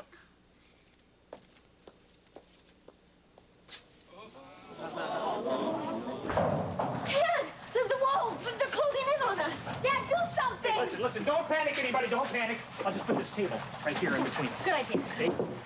There, that'll stop them. Where do we sign? That's better. Sign it the X. Okay. There. Okay, there, it's signed. That's better. See you. Wait, Vanessa, aren't you forgetting something? Oh, right. That's all we had, Gino! That's showbiz. What is going on here? What is all this yelling? What are you doing? Just having a few laughs. Oh. Oh, my set! My set! It's styrofoam. How much could it cost to fix? Why, well, there's no money in the budget for styrofoam. Well, blame it on Vanessa. What? Who's responsible for hiring this set wrecker? You are, HL. Who asked you? What? I got it. And you, I'm gonna sue you for every cent your father's got, and you're fired. You can't fire me. I'm a star. I'm going to have my name in lights. Oh, yeah? Well, lights out, baby. Yeah, well... He switched her off. Ted, can we go home? I've seen enough of Hollywood. Yeah, me too. Yeah, same goes for me. Well, Vanessa, as they say, fame is a fleeting thing.